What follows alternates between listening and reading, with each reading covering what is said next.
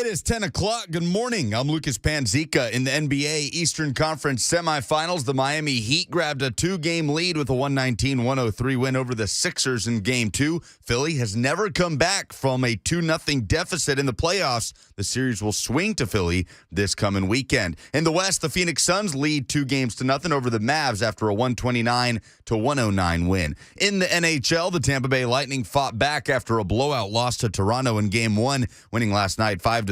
And in the West, Minnesota evened the series against St. Louis with the 6-2 win. Tonight, the Nashville Predators look to bounce back at the Colorado Avalanche in Game 2 after a 7-2 loss in Game 1. Still no UC Saros in goal. Head coach John Hines has not yet announced tonight's starter. Puck drop is at 8:30. In the NL East, the Braves and Mets split a 4-game series on Wednesdays. The Braves scored 7 in the 6th to win 9-2 and improve to 12-15. For all your foundation repair and waterproofing needs, visit USSTN.com. Breaking news at once on your home for the Titans and Vols. This is 104.5 The Zone.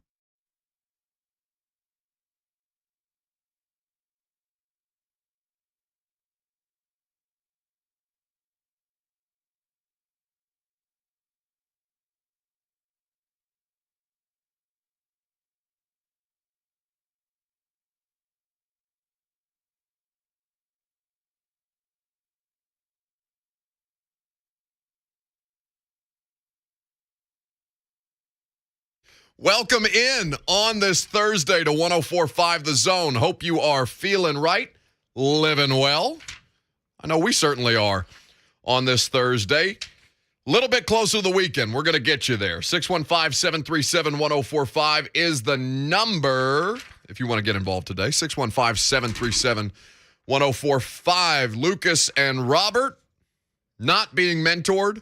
I'm not certain. I haven't checked yet today. I haven't had a full report. Perhaps we'll get one later on throughout the course of the show, but they are keeping the thing on the rails for the time being. A lot of different stuff to talk about. Titans rookie tight end Chig Okonkwo going to be here with us in just about an hour, so make sure you're listening to get to know one of your newest Titans players. Before we get into some draft pick analysis, because I've got some really good stuff that I want to get to on Treylon Burks today. I think you guys are going to want to hear it. Really good insights and analysis from a couple of people in the football world who you should trust and who you do trust. But we have to talk about what lies ahead this evening. What that is Game 2 of the Nashville Predators playoff series with the Colorado Avalanche. I was borderline dismissive on Tuesday. Was Alex Doherty was in here with us on Tuesday, right, Lucas? A couple of days ago. Yeah, right before Game 1. And I had struggled with the idea of Preds are in the playoffs. Let's get excited, right? Playoff hockey. I'm in for it. Now, I love playoff hockey.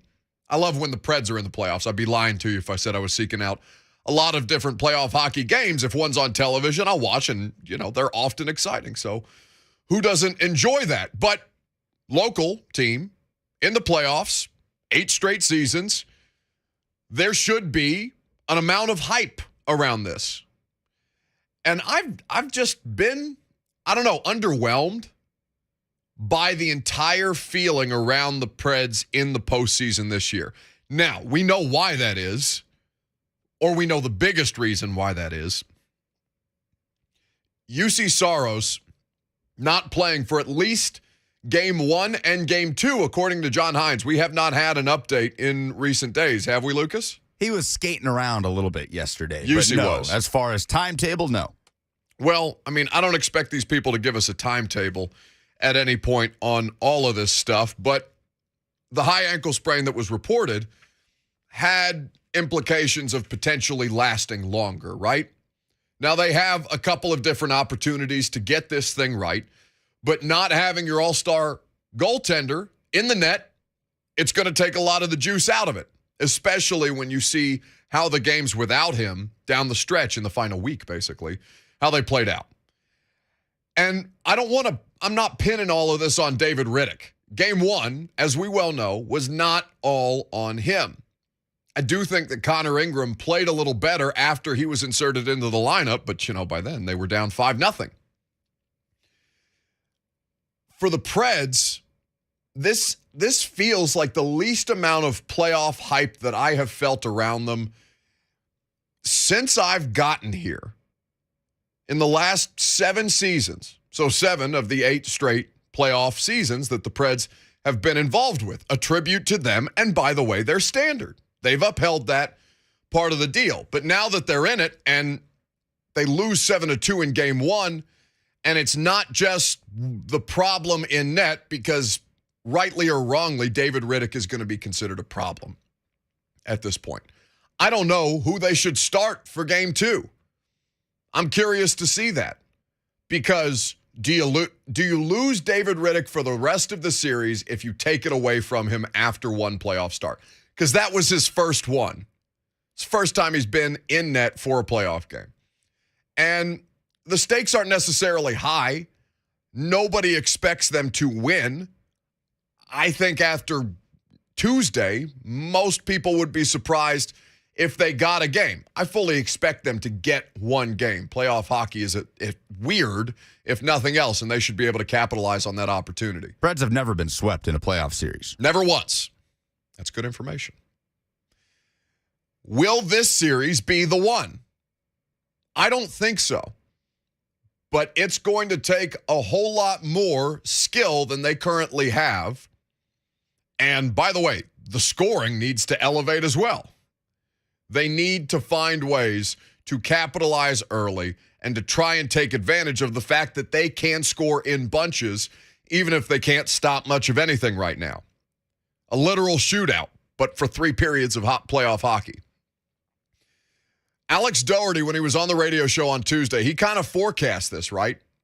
I asked him about in my words, not his, the problem in net without UC Saros, because if you've been paying attention to any of the coverage around the Preds, read Adam Vingan again this morning.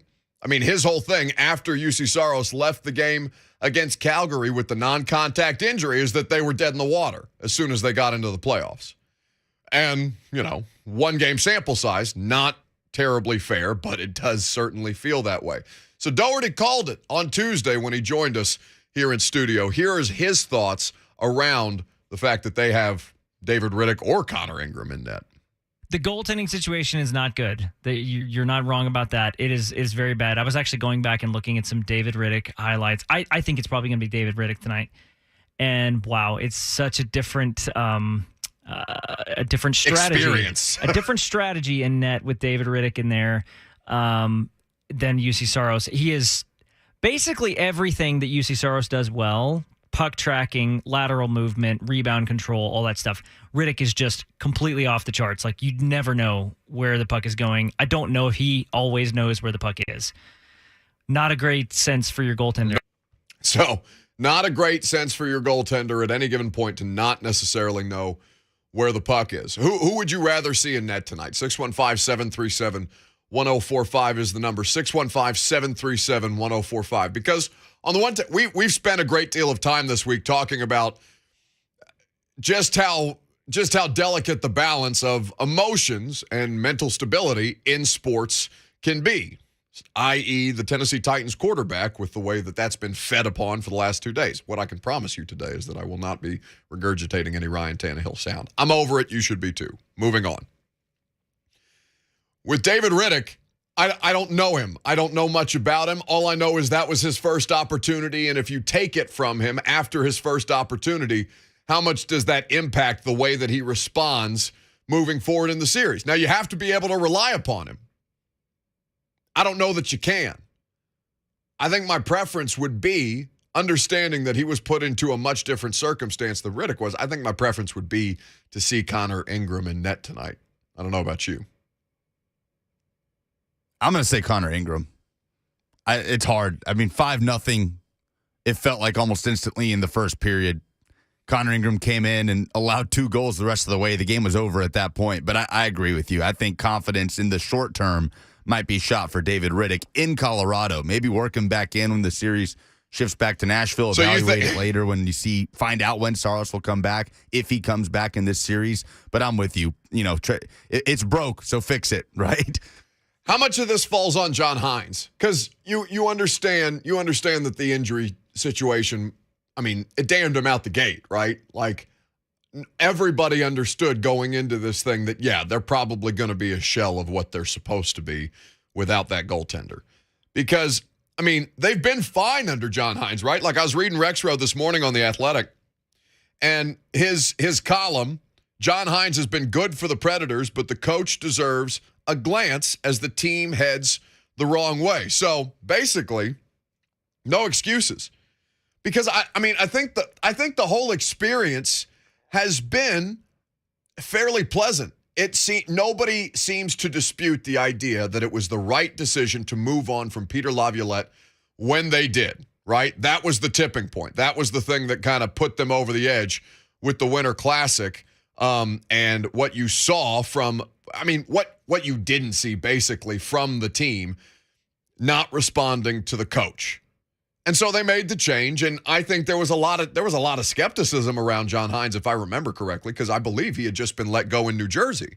And he's just out there, right? They made a fairly quick decision after letting Laviolette go, so you felt like that move was coming for a while. But, I mean, they've been in the postseason each of the last 3 years that he's been at the helm of this thing. They have done well to kind of show you some development as far as the personnel is concerned, and it also helps that the star power on the team, even if the depth is thin, is playing as well as, I think, Philip Forsberg and Matt Duchene, certainly in a Predators uniform, have ever played. And you have the benefit of going from Pekka Rinne, all-time great, to UC Saros, who seems to be able to more than hold his own in the footsteps of a giant. Because that's literally and physically, what Pekka Rinne is. 615-737-1045 is how you jump in on our Preds conversation today ahead of Game 2. Adam is first up, I assume, in Nashville. Hello, Adam. Hey, Buck. How you guys doing? I'm well, thank you. Hey, well, I think a couple of things. So I think Riddick should be done. Ingram had a good – completely. Ingram had a good season in Milwaukee. Milwaukee has signed Askarov to come up. So that kind of takes care of the Milwaukee deal. Riddick can go. Ingram can be back up. But a lot that we need to talk about is Hines has run Saros into the ground this year. He's played almost 70 games, most games he's ever played in a season. I think Hines takes a lot of the responsibility for it. But I think if he splits it a little more next season, then we'll be better off going into next year. It's a good point, Adam. Thank you for the call. 615-737-1045. UC Saros has played or has made more starts than any other goaltender this year. I don't know here, and I want to make sure that I'm doing the criticism in a fair way. Because, right, this just happened to Doc Rivers with Joel Embiid. They had Joel Embiid, the scoring leader in the NBA this year. They had him in the final 4 minutes of a meaningless game before they advanced in their playoff series to play the Miami Heat. And Joel Embiid gets hurt. Like, it's the one thing that can't go wrong. And now they're in a 2-0 hole, and they've never come back from a 2-0 hole in their franchise's history. Right. They're not even going to get the 3 wins first for Doc Rivers to blow the 3-1 lead. They're just going to lose. Not even get the opportunity. They're just going to lose. So, Doc, I don't want to hear Doc after the fact. You guys don't give me enough credit for what we did every time we blew one of those 3-1 leads to even get to 3-1. Okay, Doc. I don't know the nature of speaking of Doc Rivers, he's on my television now. 0-13 all-time as a franchise when trailing a best-of-7 2-0. Yeah, it turns out when your best players aren't out there, you're banged in a playoff series when you really, really need them most. That's kind of the circumstance that the Preds are in. I don't know the nature of I don't know enough about a high ankle sprain to say whether that's an accumulation injury, right? Like we knew with Derrick Henry, a stress fracture, that's something that gets worse over the course of time until it literally fractures, right? I'm not familiar enough with the medical evaluation on something like that to say UC Saros has a high ankle sprain because John Hines played him too much. I don't know. Reese in Mount Juliet is up next. Hello, Reese. Hello, Buck. Love your show. Everybody has a good point. I think one thing that a lot of people are forgetting about is our defense has been like Swiss cheese.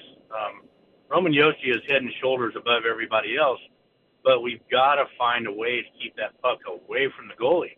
And the other thing is the penalty box. I mean, in that game on Tuesday, they scored 2 power play goals, a shorthanded goal, and 2 even strength goals in the first period. That's a pretty big problem right there. And, yeah, Riddick let him in, but I think we kind of let Riddick down too. And I also think Riddick has had some really good games.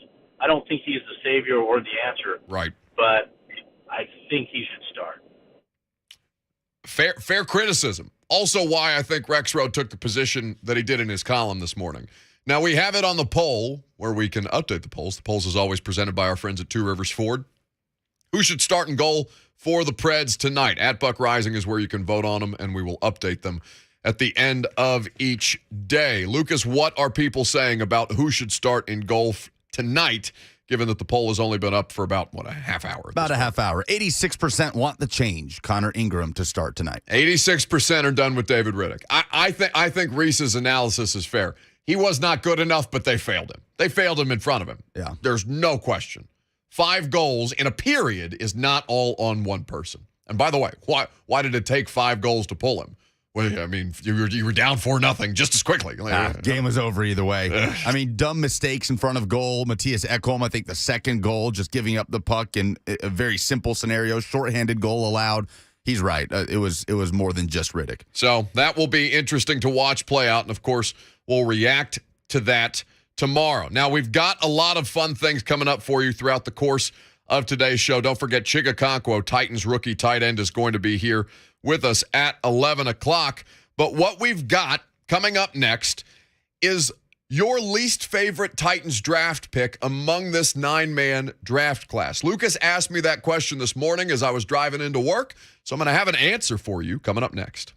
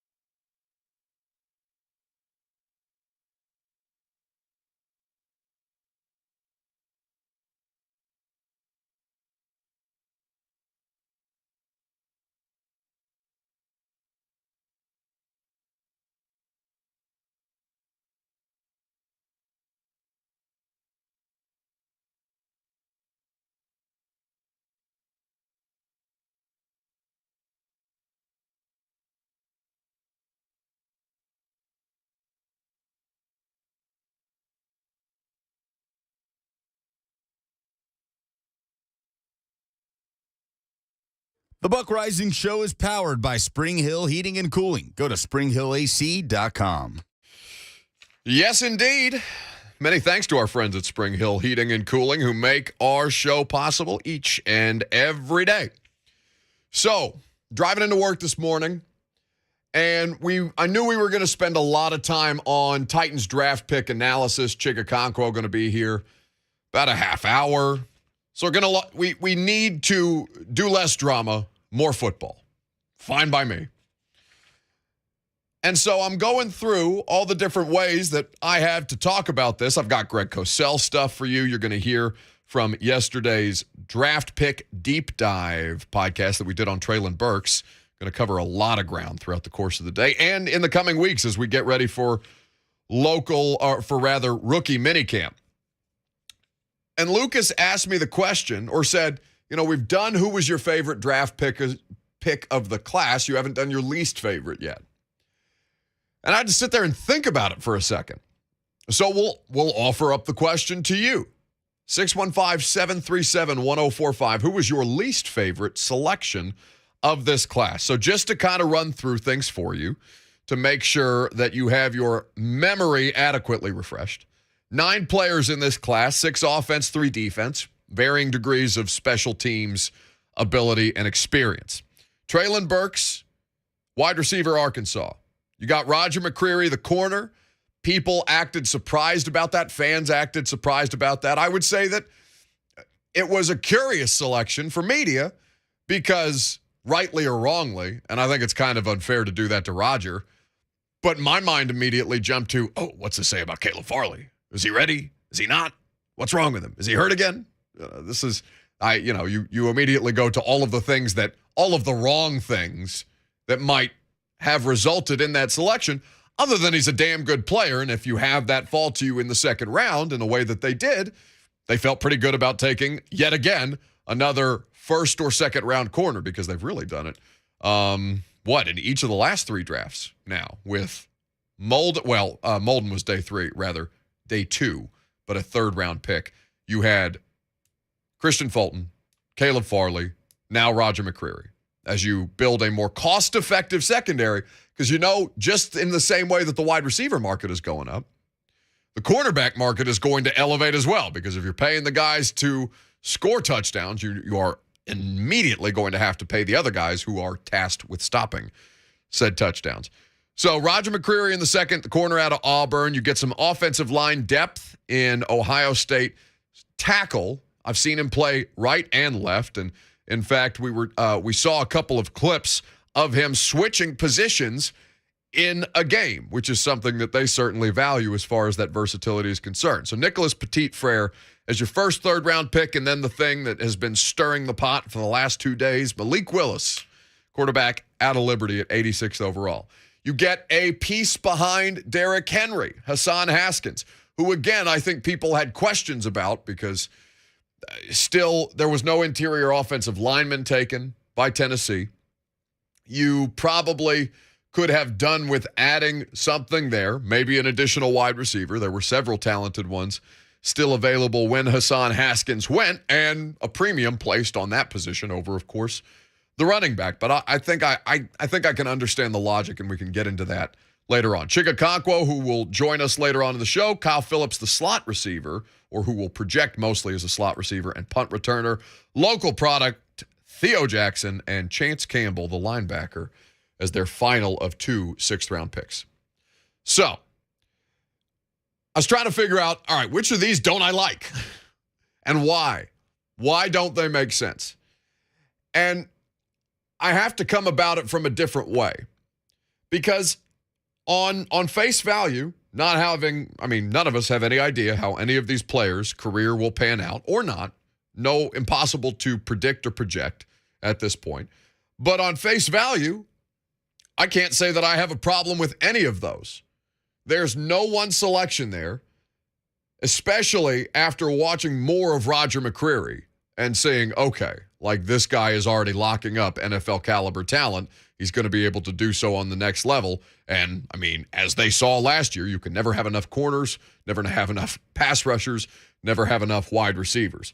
But Roger McCreary, that was the only one that was a curiosity to me that I quickly calmed down. And then, the thing that I think all of us universally celebrated, if you're a Titans fan, or certainly if you're in the content business, was Malik Willis.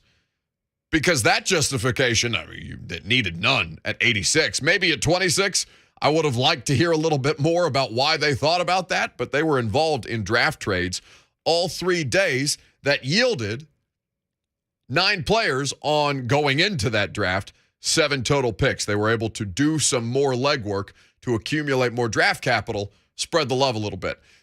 When John Robinson talked about Malik Willis, you felt really good about the justification, again, because the ceiling is so high. This was the Titans general manager on Friday evening. Well, you just never know what's going to go on behind you. He was the best player on our board. We were a couple picks out. You're looking at the teams that are ahead of you, but you're also looking and being cognizant of the teams that are behind you, and the potential for somebody to come up, or a team in the fourth to come back in, to the third there. So his potential, and what do you think about where he is right now? The quarterback, good arm, athletic, moves around well, got a really good skill set, throws a good ball. He's tough to tackle. He's got a lot of work to do, obviously, like all these rookies do, but excited to add him to the team and let him compete. So that's the Titans general manager, John Robinson, on why they selected a quarterback in the third round, or why they selected that particular quarterback in the third round. Now, as far as the message that the draft class itself sends, I think that's really the only place that I would take issue with. And even as I understand all of it, because they don't have tunnel vision. I'm fine with that. If you have sights set for competitiveness beyond 2022, and you think you can still field a competitive roster to win in 2022, then all of those selections make sense. The only thing to me that I felt coming away from that draft was, it is primarily about this year, but it's less about this year than fans are probably going to want it to be. I don't know how long it's going to take Nicholas Petit-Frere to crack the starting lineup. I don't know if Malik Willis will ever pan out as a starting quarterback in this league. I'm certain he will have plenty of opportunity to do so, but that's not other than, certain packages, which can help you because he is a playmaker. And if you are creative in your offensive scheming, then you will find ways to creatively get him on the field in ways that benefit your football team. I think there's a lot of potential there, even as a rookie. It's more about the depth and continuing to sustain a competitive roster than it is about, okay, let's put this thing over the top. And that's the difference between draft strategies that I think you've seen, where you've got the Rams, you've got the Buccaneers, you've got recent Super Bowl winning franchises who are selling out all over the place. Bleep the draft picks. Let's go get Von Miller for what did Von go for in that Broncos trade? I don't think it was a lot. It was so many trades ago. Maybe Lucas or Robert could find that for us and fact check, because I don't think that the capital exchange there was anything that would make your average football fan bat an eye. Say, if you can get Von Miller for that. Second and a third. Von Miller's what, 34, 35? He's in his mid to late 30s. And by the way, was not a game breaker throughout the course of the regular season, but sure as hell turned it on in the playoff. He'll be he just turned 33 at the end of March, but young enough to sign a big old deal with Buffalo. He's Ryan Tannehill's age. So he got a 6-year deal in Buffalo, by the way. So a player of that value, a second and a third, yeah, okay. It's more than you might be willing to spend, especially because it's a rental. But still, I think that distracts a lot of people from their team's philosophy, and it happens to be that this team's philosophy is organically supplementing that talent through the draft first and foremost, and then plugging pieces in, Robert Woods, Austin Hooper, Jamarco Jones, if you think he can start or if he can give you some offensive line depth and help the other ones develop along the way. That's more the strategy here. It's not as sexy. So I think the only thing that I would take issue with is the idea that it's not all about winning the Super Bowl this season, even if the ultimate objective is to win the Super Bowl this season. Does that make sense? 615-737-1045. Did you have a least favorite draft pick of this class, or are you of a similar opinion that I really do think that everything that they did, for the most part, not knowing how these things will pan out, I think it all made sense when you saw it on paper afterwards? Would you call it a competitive rebuild? What idiot said that? That sounds like a Jets. That sounds like a Jets thing. A competitive rebuild. That's what does that even mean? No, well, it's been a Preds thing for the last few years. A competitive rebuild? Yeah, those are words from David Poyle from a couple of years ago. Now, I have a lot of respect for David Poyle, but that's foolishness to me. Competitive rebuild, you can rebuild and be competitive. Like, I understand what he's trying to say on face value, but nobody wants to hear from their general manager or for the person in charge of, or from the person in charge of personnel, hey, I think this season is going to be a competitive rebuild, just so you have a heads up. You can rebuild and be competitive, but the concept of a competitive rebuild is foolish to you? I think the phrase is foolish to me. Like, I think when I hear that initially, when I hear those words come out of an executive's mouth, no, I don't want to hear I don't want to hear rebuild anywhere close to the roster, even as they are tasked each and every year with the rebuilding of a roster. I think that's a normal, like, fan reaction, right? You don't want to hear if John Robinson said, yeah, we're in the process of a competitive rebuild after they drafted Malik Willis, instead of saying, yeah, best player available. It was too good an opportunity for us to pass up. We went up and got him. Does that not, even if you are trying to relay one thing, i.e. mentorship or lack thereof, while not being a jerk to the person who's sitting behind you or next to you in the quarterback room, I think it's a phrasing thing. Or do you disagree? I don't have much of a problem with it. If you're retooling the offense while still feeling like you're in a window to contend for a championship, is that not exactly what that is? Yes, but don't say rebuild to people who are going to feast upon the rebuild part. Yeah, I mean, rebuild is a buzzword people can hang on to. That certainly has a negative connotation. Brandon Rushing says competitive reloading. Maybe I'm just being stubborn on this. Competitive retool. None of it sounds good. Spinning our wheels. David, what are you doing to win the Stanley Cup and why? Okay, move on, right? I'm nitpicking, perhaps. Now, a lot of people are in the Zone TV chat, YouTube, Facebook, Twitter, and Twitch reacting to the conversation that we're having right now. And a lot of mention of Hassan Haskins as a draft pick that maybe you don't dislike the player, but you don't understand why.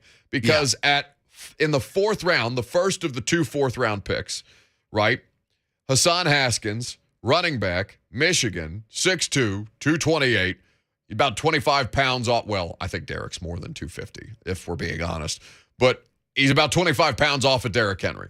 So they've drafted a lookalike, kind of, even if nobody is Derrick Henry. We understand this. Because when I watch his highlights at Michigan, when you watch him in certain games and the breakaway speed that he has at that size, college football, it's easier to have those kind of runs. But you get a little bit of that feeling. Hassan Haskins was the Monty Rice pick of 2022, right? Monty Rice was that perplexing pick that you felt like there wasn't a need there and could have gotten something of better value in that spot. I believe he was a third-round pick.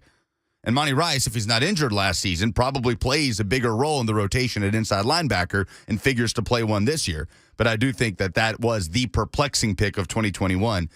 Haskins was probably the closest thing to that this time around. I'm going to tell you why that Hassan Haskins thing makes all the sense in the world to me. But first, I have to remind you that you can join us. You can join me at the 104.5 The Zone Champions Corner at the 81st running of the Iroquois Steeplechase presented by Bank of America on Saturday, May 14th at Percy Warner Park. If you have been to Steeplechase, but you don't like the hassle of everything that you need to bring and take with you as you go through the tailgating process, we're going to make it so easy for you to enjoy the Steeplechase race because we are providing you the Champions Corner. It's a 21 and up space that will give you sightline on the outside rail, complimentary food, and drink throughout the course of the day. You don't have to bring anything with you.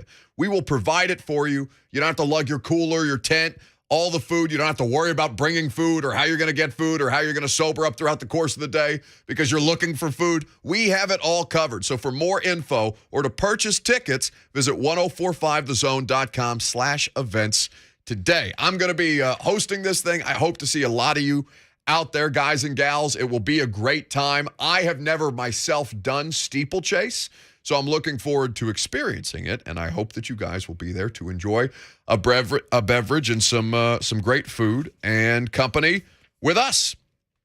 I think I'm gonna have some special guests showing up too. I need confirmation via text before I give that away, but one has already verbally committed. I just need to put it in writing so I can hold him and his crew to it, but we'll get into that later. I'll tell you why the Hassan Haskins thing makes the most sense, even with Derrick Henry on the roster, because I think people are skeptical after the Darrington Evans experience. Your phone calls are welcome as well. I'm Buck Reising. This is 104.5 The Zone.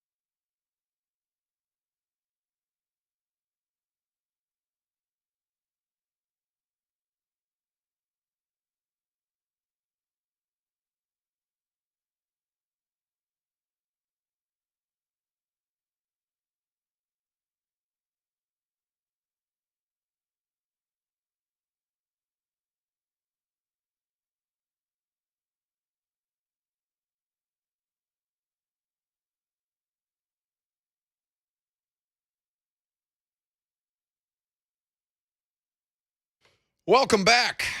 Thirsty Thursday is upon us. Be Thirsty Saturday next weekend at Steeplechase. I'm excited. I haven't got my outfit. I know I have to dress appropriately for the event. So I hope to see a lot of creativity from the people who are attending our Champions Corner function. I used to live, I think, does everybody do their time in Bellevue when they can't afford to live in downtown Nashville? Like, I feel like everybody, whether you're a transplant, whether you're at a college and you're from here, I feel like everybody does a Bellevue stint before they can live closer to town. Robert lives in Bellevue. I lived in Bellevue for 2 years. Yeah. I think. But I was born in Bellevue. Okay. Well, you did several tours of Bellevue yes. duty. I'm very happy for you. I feel that how long was I in Bellevue? I want to say 2 years. 2 years.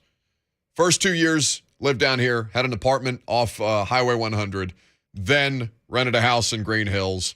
Not one of the houses that now goes for, $1.2 million in Green Hills, then to the Gulch. Then I bought my house 3 years ago. It's very common for new Nashville people, such as yourself, to live in Bellevue first before migrating to downtown. You just made a whole thing about how you were born in Bellevue. You cannot say, no, it's for the new people and then say I was born. I'm not a part of this conversation because I was born in Bellevue. My parents lived in Bellevue when I was born. No. You can't try to hold it against me and then claim it as some great point of pride because you, too, as a local, as a native, have done a Bellevue stint. I'm just saying that's what the new Nashville people do a lot of times. Well, I used to live right by Edwin Werner Park, and I never went to Steeplechase, and now I get to host the party. So I'm hoping to see a lot of you guys out there as well. Now, before we get into let's do the Hassan Haskins things before I address the people bitching at me in the YouTube chat about the NBA and the fact that we're not talking enough about the NBA. There's no games tonight. I will deal with you momentarily. I will get to you. Just a minute. Hassan Haskins. Why does that pick make sense? What's your biggest fear for this upcoming season? Now, I'm not trying to fear traffic. I'm not trying to, incite something where I'm not trying to start a fire where none exists. All right? But I think that a general concern, like, what are you looking at saying, okay, this is what I'm keeping my eye on for this season? I think a lot of people would say Ryan Tannehill. Does he progress? Does he regress? Does he return to 2019, 2020 form, somewhere in between that makes this a more competitive football team when the games matter the most? And, by the way, it's a much harder path to the playoffs this year. Can you continue this successful streak that he's had? It's going to be tough. So, Hassan Haskins, for me, speaks to one of my larger concerns. Derrick Henry, I have no idea what to make of him this season. I will not know what to make of him this season. I don't know until I will probably not know how to feel about Derrick Henry and how this year has gone until after this year is concluded. When we see a full season sample size of Derrick Henry post-foot injury. I think that they feel the same way. I know they feel the same way. Derrick is unprecedented. Derrick is record-setting. Derrick is still a running back and has a lot of his gifts, as all athletes do. We've gone through this with Julio Jones, although Julio obviously at a later stage in his career. I'm not saying that Derrick Henry doesn't have many, many more productive years left. But the question is, okay, if it takes him a minute to get his full head of steam back under him and for it to feel like a Derrick Henry experience again. One, it's going to rely on better blocking up front. Two, how can we be prepared? Enter Hassan Haskins. You can't do it all the time the way that they did last year. One of my favorite Mike Vrabel quotes, right? The stray cats thing about Dontrell Hilliard, Deontay Foreman, and Buster Skrine. Guys, veterans who had been employed into the season. They'd pulled them out of the weeds, dusted them off, slapped them in the lineup because they just needed bodies out there, and had been rewarded with productive play because those guys have experienced unemployment in the league after spending several years in it. It provides a kind of hunger and edge that a rookie drafted into the league whose spot may or may not be guaranteed, but are going to get plenty of opportunities.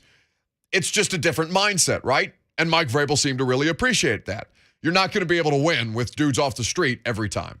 They were one, good in finding those players. 2, good in coaching them up on things that they could do.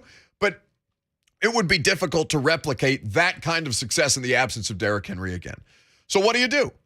You find a talented player in the 4th round who obviously replicates the running style, similar to Deontay Foreman in the way that you guys valued him because he made it feel kind of like Derrick Henry without the red zone and without the freakish breakaway speed. I don't know that Hassan Haskins isn't going to get caught from behind the way that Derrick Henry rarely does.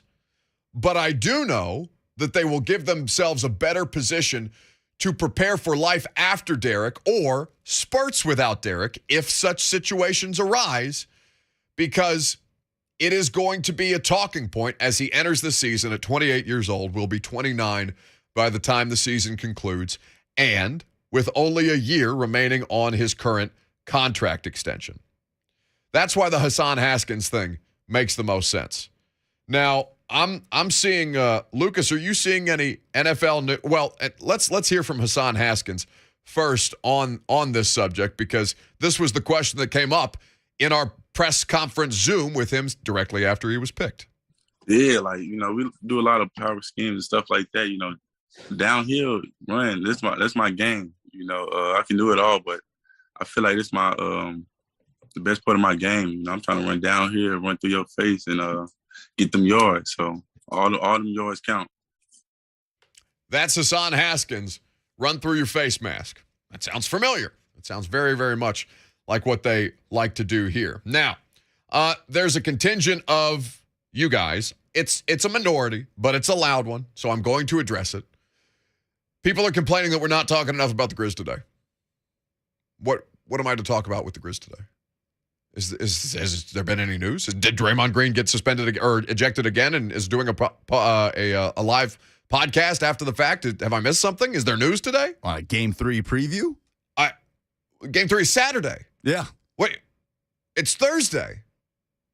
There's no NBA games tonight. What do you want me to talk about the NBA for? It is quite a turnaround, like a long turnaround, right, in the NBA as opposed to the NHL, where the Preds are playing 2 games in Colorado in the span of 3 days and then coming back to Nashville and playing on Saturday. Yeah, it's a little ridiculous. Morgan HF is saying, Ja and the Grizzlies, please, where's the Ja Morant and Grizzlies hype? It's literally every time you turn on your television is the Ja Morant Grizzlies hype. Every time they play a game, we talk about Ja after the fact.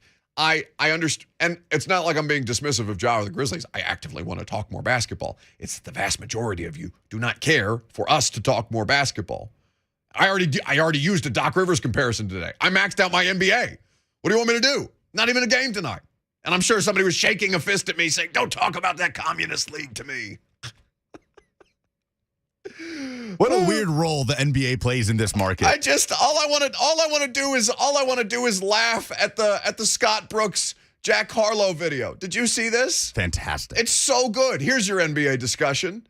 Scott Brooks and I think it's Ed Malloy, the 2 officials who were caught mic'd up for sound in one of the last playoff games. I can't remember which game was Jack Harlow at. I want to say it was a Celtics game. Anyway, I think you're right. So Jack Harlow, rapper, how much of the audience have I just lost when I've said Jack Harlow? Because I'm probably talking to the same people as, who are the age of Ed Malloy and Scott Brooks. Or no, Scott Foster, not Scott Brooks, the basketball coach. Anyway, there's an exchange. TNT pans to Jack Harlow on the sideline. And you've got Ed Malloy and Scott Foster talking about, who the hell is Jack Harlow? Like, I don't know. And Scott Foster goes, you should ask him. And then there's this whole thing today. They put up a rap video. It's the NBA officiating crew with Scott Foster doing a music video to the Jack Harlow to Jack Harlow's. I think it's the Nail Tech song. The best response to it was Harlow quoting it and saying they must have never seen Narnia. He does look like the goat guy from Mr. Narnia. Tumnus. He looks just like Mr. Tumnus. How many NBA talk and a Chronicles of Narnia reference? But I appreciated Harlow making that reference. Mr. Tumnus, I can't look at him and not think of the Narnia goat man. Mr. Tumnus. What a time to be alive. That will conclude our NBA coverage for today. In the meantime, there's a crisis in college football, or at least That's what many people would lead you to believe. I will tell you the latest news that has sparked this great college football debate coming up next.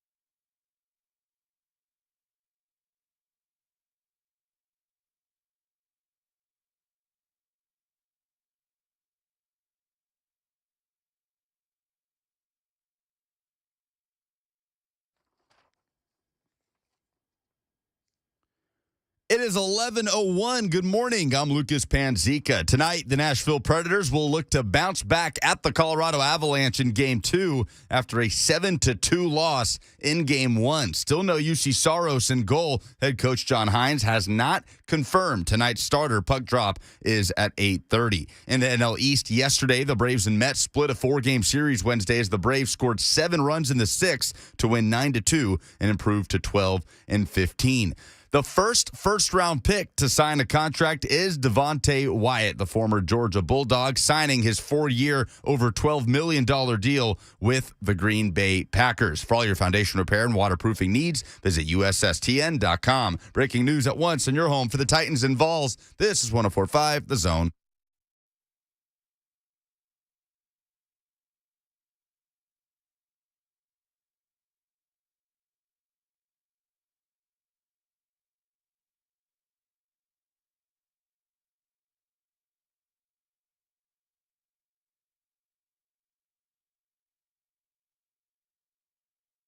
All right, we're coming in hot. Hour number 2, I'm going to save you all of the pleasantries because we are very happy to welcome our next guest onto the show into the city of Nashville and is the newest member of the Tennessee Titans, one of 9 rookie draft picks that was selected this past weekend. Give it up, kids, for Chig Okonkwo joining us now on the show. What's happening, stud? Hey, man, thank you guys for having me. I appreciate it. No, we're happy to have you. What's the last week of your life been like? I can't even begin to imagine, Chig. Man, it's been a lot of people reaching out to me, a lot of phone calls, a lot of congratulations. But in all, it's been a lot of fun for me and my family. So we've just been enjoying the process. I'm just very happy, just excited to get started in Tennessee. All right, who was the coolest person that reached out to you? Because I'm certain that the phone was blown up. I'm certain it took many, many days for you to get through all the messages. Are you willing to share with us who the coolest person that made you look at your phone and be like, damn, that's awesome? I'm not gonna lie, it was actually a quarterback, man, Ryan Tannehill. He hit me up. He sent me a long message, told me he decided to get to work, and I remember reading the message and looking, like, he signed his name at the bottom, like Ryan Tannehill. I'm like, dang, Ryan Tannehill. Like, I'm watching this guy, like, growing up for years, and I'm like, now I'm about to be catching passes for a minute. It's just a crazy feeling. Yeah, it's got, I mean, to have the pay, obviously you have to get to work. There's going to be a lot of growing pains throughout the process. This is something that every rookie goes through, as I'm sure you're well aware. But I mean, just to have your life's work up to this point, Chig, pay off in that way. I mean, how was the process? What was the process like for you to get to this point? Because the payoff on this has to be huge. Yeah, I mean, the process for me, it started 15 years ago. And ever since I was a kid, I only had one goal, and that was to get to the NFL. And so everything I did in my life was always centered around that, whether it was, doing extra work, always finding a way to do something more to try to just become above average. And I'm just so happy to see that, all that work and all that sacrifice and dedication that I put in all these years, it finally paid off, and I finally got to where I'm going, and I've got a long more way to go. When was tight end the position? Like, when did your coaches decide, or when did somebody say, hey, I think this makes a lot of sense for you, the way that your body is growing and developing? When did tight end become the focus? I have it in high school. And were you playing a lot of positions before? Were they putting you all over the field? When did you feel like that was the place that you needed to specialize? I was more so like a receiver my entire life, just because I was a little smaller. Even in high school, I was our Y receiver, which is pretty much our tight end, but I was only like 210 at the time. So, yeah, so it was around, I say junior year is when I would realize, I was like, okay, I'm about to be recruited at tight end. Like at camps, I'm gonna stop going to be a receiver at camps. I'm gonna go in and register as a tight end. And that's really when I really embraced the tight end role. My junior year of high school. Titans rookie tight end Chig Okonkwo, our guest here on 104.5 The Zone. Happy to have him on the show for the first time. So throughout the course of this, Chig, there's many sacrifices that every professional athlete or would-be professional athlete has to make, and many different influences who come in throughout the course of the process. Was there a person or maybe a couple of individuals who had the greatest impact on you being able to get to where you are right now? I'd say definitely my family and just all of my coaches that I've had in my life. My coaches have always believed in me, and they've always pushed me especially my high school coach, Coach Ironside. He's definitely the one who really pushed me in high school to just become the person that I was. Do you call your high school coach after this goes down, or at some point in the couple of days afterwards to kind of celebrate with him? That has to be a really unique experience. Yeah, he's actually at the draft party. Oh, right on. How many people at the draft party? Oh man, I can't tell you, man. It's so many. So many people were coming and going. A lot of family were coming and going. It had to have been over 50. So with what you're getting ready to step into now, Chig, obviously there's going to be a fair amount of new for the guys who are returning on the offensive side of the football, and you're one of those pieces who is going to try and find as many different ways to contribute, I'm sure, as humanly possible. What do Titans fans need to know that they're getting with your presence on the roster? Hey, they're getting a complete tight end, the guy who can catch, run, block. I can play every position on the field. I can even take handoffs. So they're going to get a very exciting player, very energetic, very going to be highly energetic, always smiling. So I feel like, man, me and the fans are going to get along very well, and they should be very excited for what's coming. They are excited for what's coming. It really seems like the collection of you guys, I'm sure you've gotten to know each other via text or as everybody starts to filter into town over the last week or so. I'm sure you guys are just now getting to know each other. What have you made of your draft classmates so far? Oh, yeah. I feel like everybody has – it's obvious that they recruit, people with a similar mindset. So everybody's a selfless person. Everybody's just for the team, and everybody's about their grind. So I can't wait to, get with those guys. We've been on Zoom and stuff. So can't wait to get with those guys in real life and just get to work with them. So for this offense, Chig, obviously the tight ends are very heavily featured. They like to run a lot of 2 tight end sets. When you describe the process or the position as coming in wanting to be the most complete tight end humanly possible, where did you have to kind of refine your skill set to get to that point? Because that's not easy for everybody to do. I'll say that throughout college, I always was able to run and catch. I was always able to beat people one-on-one, but I was very light, coming into college. I came in 212, and after my freshman year, I was at 230. By the time I got to my junior year, I was around 240, 250, and ended up playing 250. So just putting on that weight, and I just helped me really with blocking. Blocking was a thing that I struggled with my first few years, and then finally, my final years, I just really kind of understood everything that went into blocking. It's just not about muscling the guy. It's about steps. It's about, aiming points. It's about landmarks. It's about communication. So there's so much more that went into that I didn't know from when I was younger and that I've got now. And that's why I feel like now that I'm being able to become a complete tight end. Titans rookie tight end Chig Okonkwo, our guest here on 104.5 The Zone, heading into rookie minicamp next week, in fact. And then this thing gets fully underway. Chig, I've watched a handful of cut-ups of your college career and the kind of blocking, learning how to be a part of that and not being afraid to stick your nose in it throughout the course of your college career. When you watched tape with John Robinson or Mike Vrabel or anybody on the Titans coaching staff that was a part of your interviewing process prior to you coming here, was there a specific game that they put on for you that was like, this is the reason why we think you're going to be able to compete at this level? Actually, the game they put on was actually the last game of our season, Temple. So I barely even played in that game.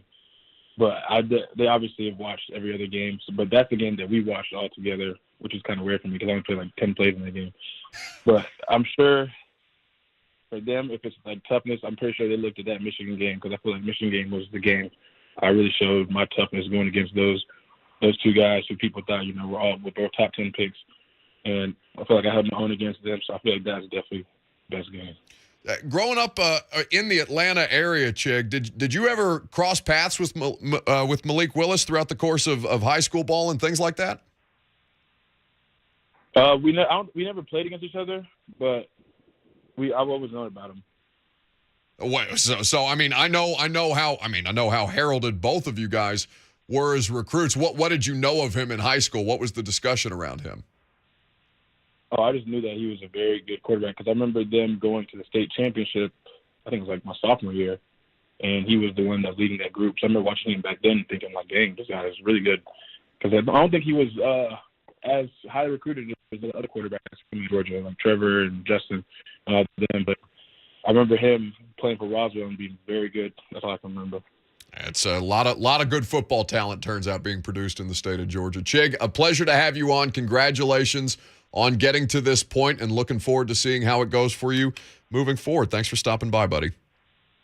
Yes, sir. Thank you so much. I appreciate it. That's new Titans tight end, Chig Okonkwo, there with us on 104.5 The Zone. That's got to be so cool.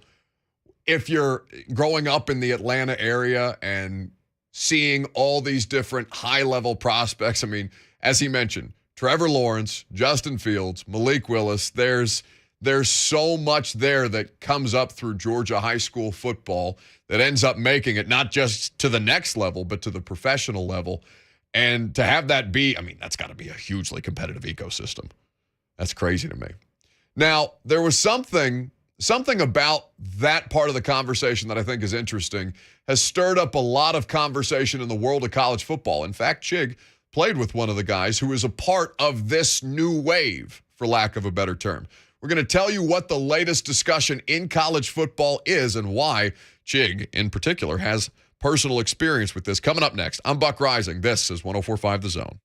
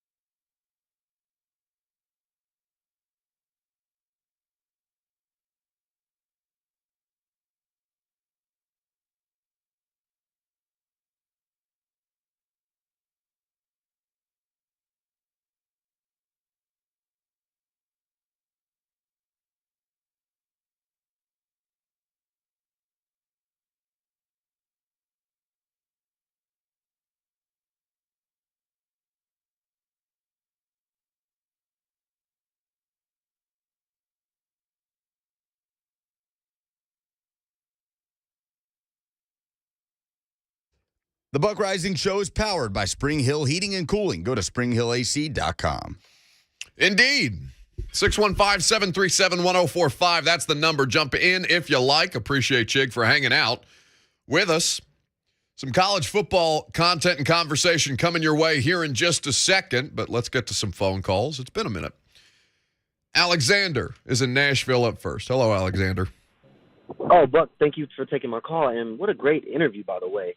But I don't know. I feel like I didn't do great with that, Alexander. I'll be honest with you. Lucas and I were just talking about that off air. I feel like I didn't get as much depth from him as I wanted. I feel like I screwed that up.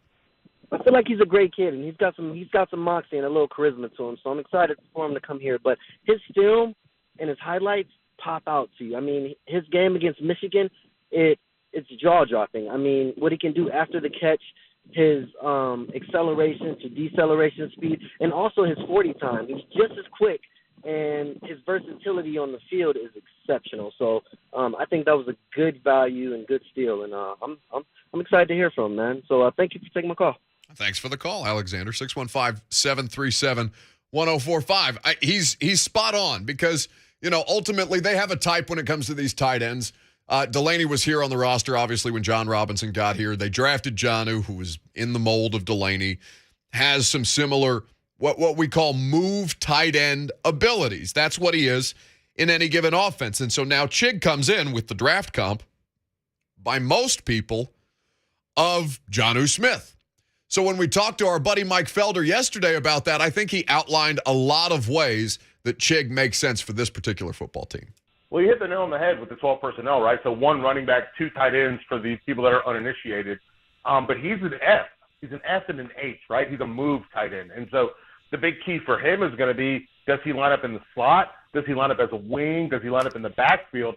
But they have a lot of different ways to kind of, quote-unquote, hide him and move him around so that he doesn't have to deal with a Sam linebacker or a defensive end chucking him at the line of scrimmage. So I love the fact that they're going to use him as a move tight end. But when you see when they hold, and I don't know how many people pay attention to this, but this is something I look for constantly in football games. When they hold up the 12 card for the defense to know what personnel's in the game, when they let you know that they're in 12, that means that your defense is going to likely be in base package.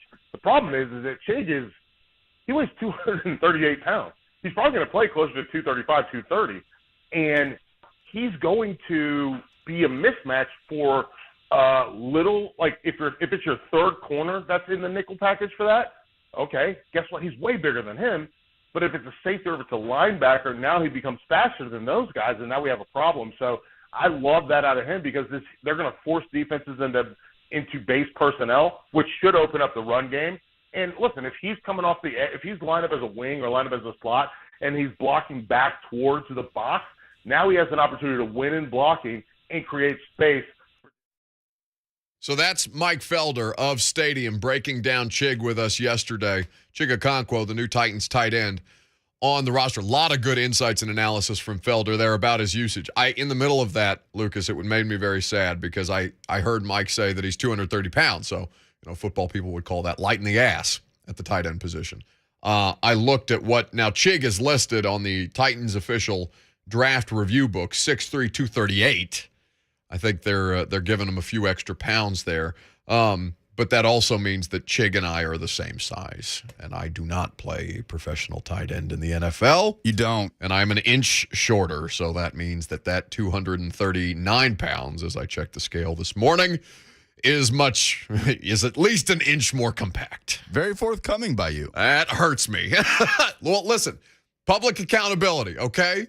Because that's down a little bit. So I now at least weigh as much as an NFL tight end as opposed to weighing more than an NFL tight end, which is a really, really difficult thing for me to say in front of a microphone to God knows how many people listening, but it's fine. It's fine. So yeah, Chig's going to be exciting. Lucas Burke says, no way you're that big, Buck. I mean, I'm not going to stand up on camera and have you measure me, Lucas. Relax. But yeah, 6'2", 239 as of this morning.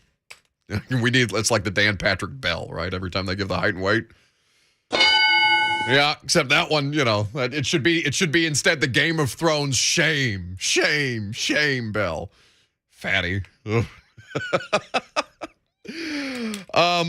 Now, as far as what we were talking about earlier, because I did mention that Chig had a connection secondhand to what is happening in college football right now, a story that has been kind of brewing for the last, it's been about a week, I think, since Saturday, maybe Friday afternoon.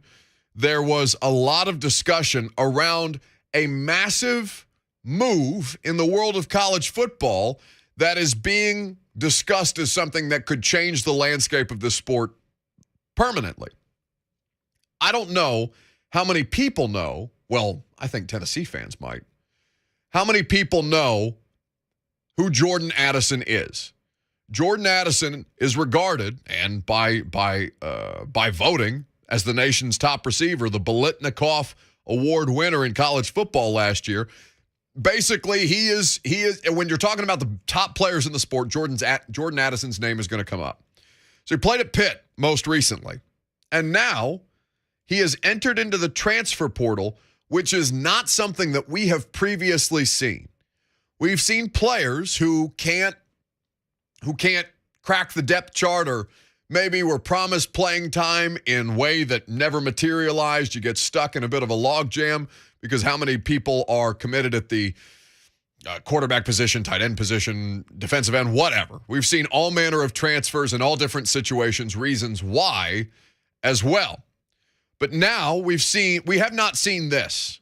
We have not seen, I mean, if I said top 20 in college football, top 20 college football players, Jordan Addison's on that list. Easily. He just won the award for the nation's best receiver last year in a receiving class in a Power 5 league with the team that just won the ACC championship. And think about the receivers in college football last year that really went good into receivers. the NFL draft this year. Yeah. So Jordan Addison now is on the forefront as the next. Oh my God! Why is there a phone call on the line that says my weight?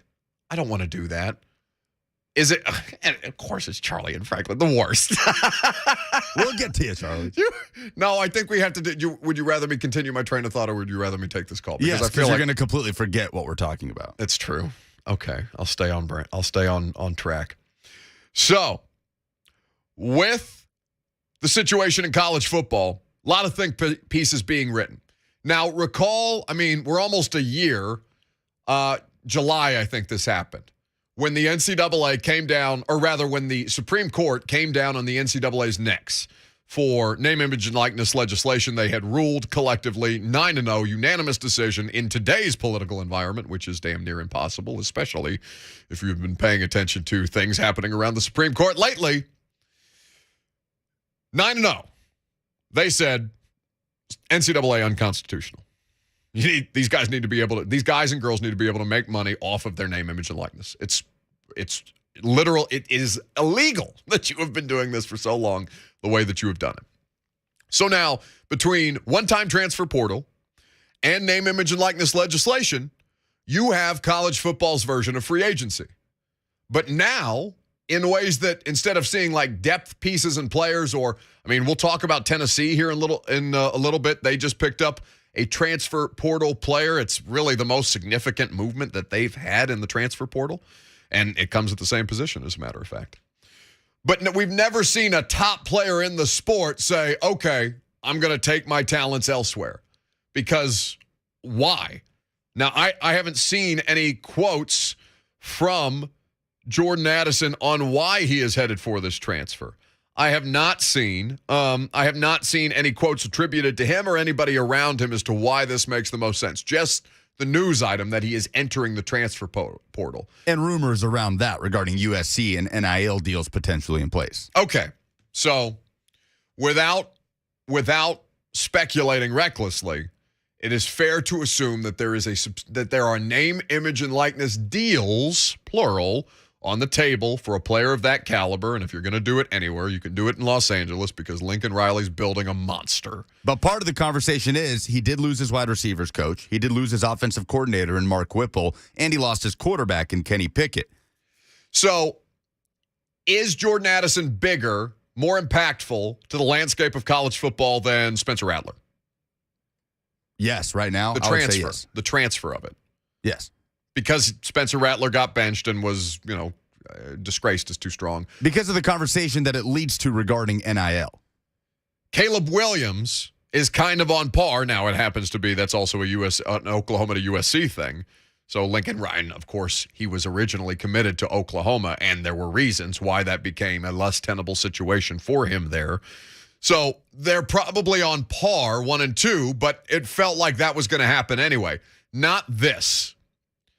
So now I'm seeing tweets from people like Matt Berry on the state of college football and what this means for the sport moving forward. When all along, Matt Berry and everybody else has known that this has been the direction that we're heading. In July, when we had our buddy Chris Childers of SiriusXM, ESPNU, College Football Radio on the show a year ago, little less than, I said, Chris, what do people need to know about college football moving forward after the legislation was handed down? Listen to what he said, because he basically forecast everything. College football is completely changing. I mean, all you had to do was look at the summertime. I was joking earlier today on my show on SiriusXM that, you know, typically in the summer leading up to media days, we're essentially like a preseason, you know, magazine on the radio. You know, talking about quarterback battles and position battles and who, you know, schedules and all that kind of stuff. We haven't done any of that. Name, image, and likeness came. The transfer portal about having to sit came. The 12-team playoff proposal is real. I mean, we are in an era of change. I think pay-for-play is coming fast. I think the Supreme Court's 9-0 decision against the NCAA is what's causing this.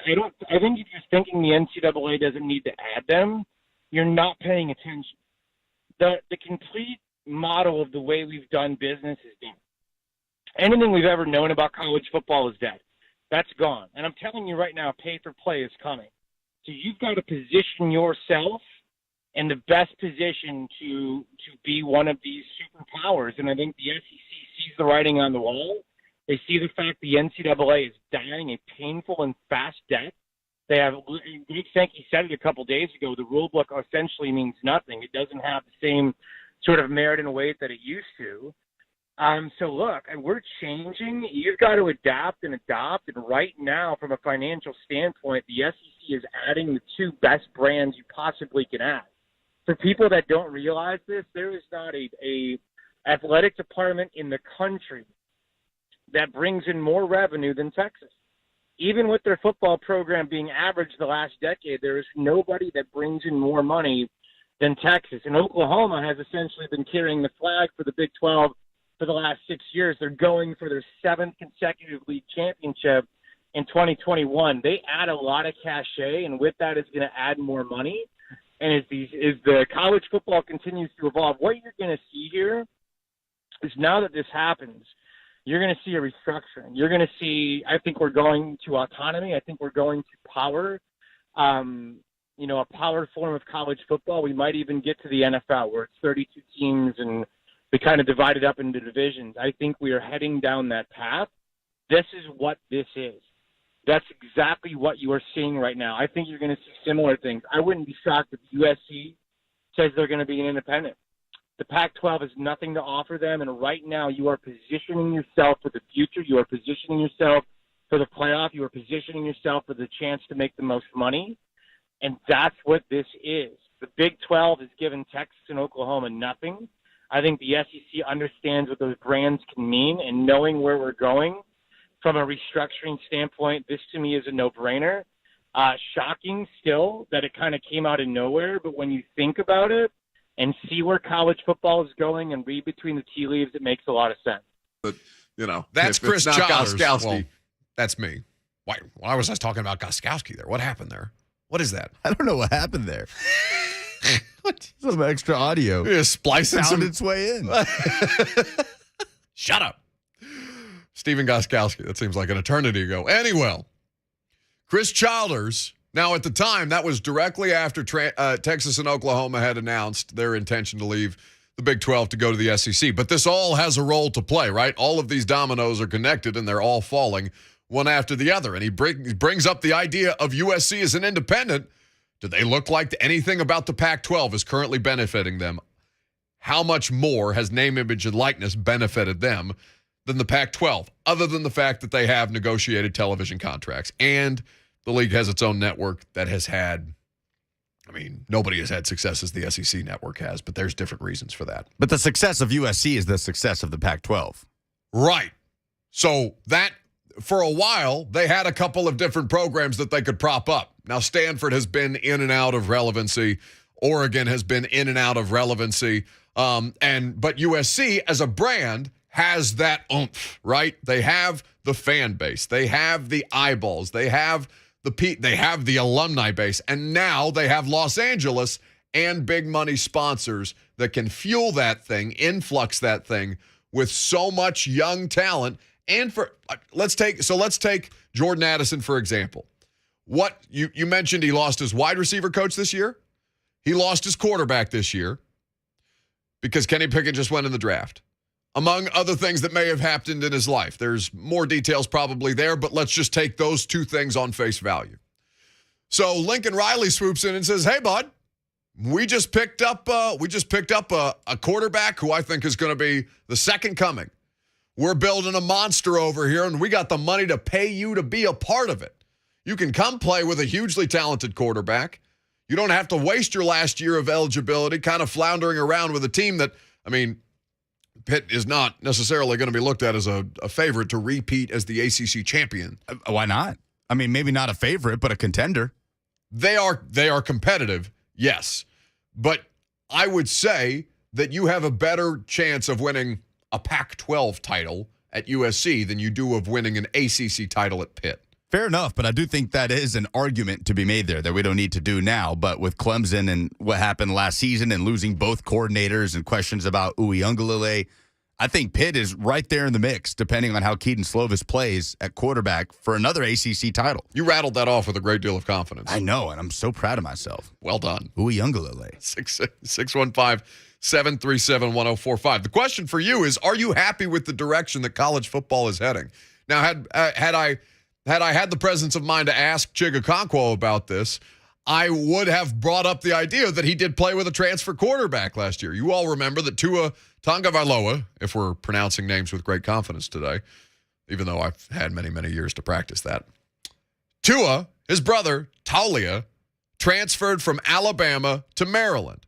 That was one of the, not first, but that was kind of one of the more discussed one-time transfers, I think, because he had his Taulia is not the prospect that Tua was, obviously, and I don't know how much of the commitment to Alabama was, hey, if I'm committing here, you're going to give my brother an offer too when he's ready to come out. Some of that stuff does happen. Well, he's a five-star prospect coming out of high school. In college football. I don't remember, but he was not discussed the way that Tua was. No, but a five-star prospect nonetheless, a state champion at Thompson High School in Alabaster, Alabama, a very highly regarded prospect that, to be honest, it was not a, hey, give my brother an offer. It was, hey, Taulia could come in and replace his older brother at Alabama. It just didn't pan out that way. Okay, then I'm misremembering. Thank you for the correction.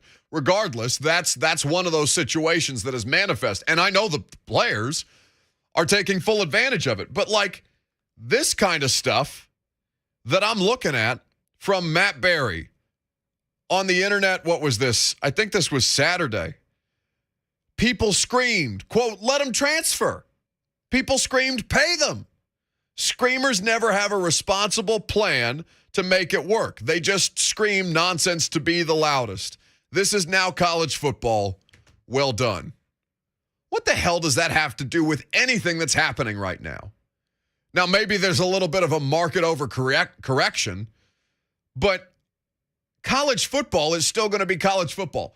Are Vols fans going to take any less pleasure in watching their team next year because name, image, and likeness and transfer portal things have happened to them both ways? They have received transfers. They have lost transfers. They have given out NIL deals. They will have lost out in the bidding on NIL deals.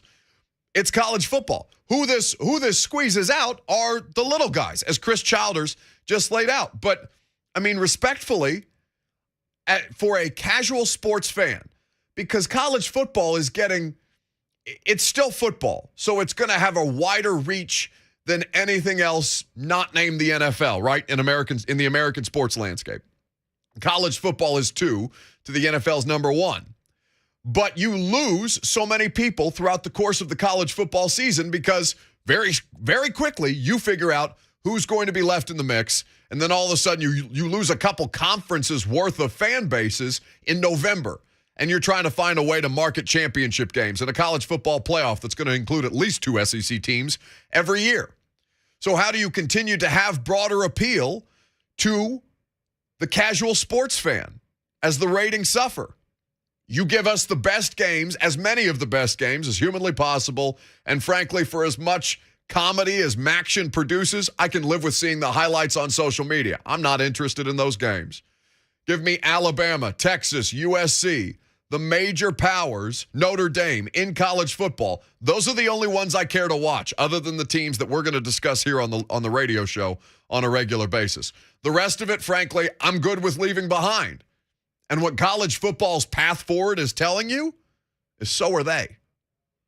615-737-1045 is how you can react to any of that. We're going to have more conversations about the Jordan Addison situation from people who have done reporting on this later in the week. And I'd be curious to talk to Coach Mack about this as somebody who has been around just football in general, talks to so many coaches at every level about this. We'll do that Friday as well. Your phone calls next. I'm Buck Reising. It's 104.5 The Zone.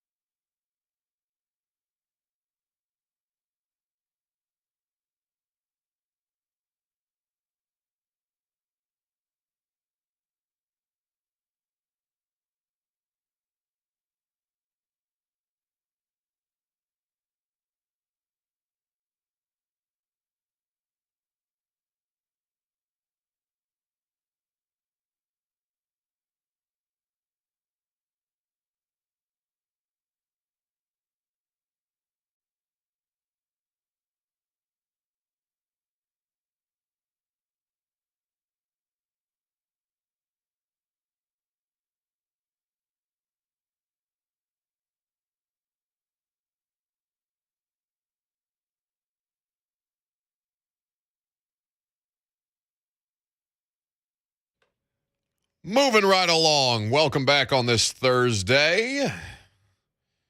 Hope you're having a great one so far. Been talking a lot about the transfer portal with the latest news in college football over the course of the last week. People getting bent out of shape about stuff that it's just inevitable at this point. And I don't understand why it takes people so. Now, maybe people are going to accept it and they'll watch the football regardless of what happens on Saturdays in the fall either way. They just want something to yell about in the meantime. But the transfer portal stuff and name, image, and likeness, this is a long overdue market correction. And so if the rest of us who are complaining about these things have to be dragged through to keep up with the pace that this thing is evolving at, then, so be it. We'll do a Panzika portal update. I like it. In a little bit. What else can we do with that alliteration? Well, listen, for as difficult as Panzika is to work around, we've done it pretty well, I would say. $2 Elvis, though, calls us first from Nashville. What's happening, Elvis? Hey, man, it's me, $2 Elvis, the cheapest Elvis imposter in America. How are you today? I'm better now. Go for it. Well, I'm doing okay, but I'm really not doing that good because I don't like the transfer portal. Look, man, usually back in the day when you went to University of Tennessee, it was a big deal, man. You was getting all the girls, and you was there to beat Alabama and beat Florida and beat Georgia and damn sure beat Vandy and Kentucky. And nowadays, like, man, I'll try this out for a year, man. If I can't get my Instagram followers up to 100,000, I'm out of here.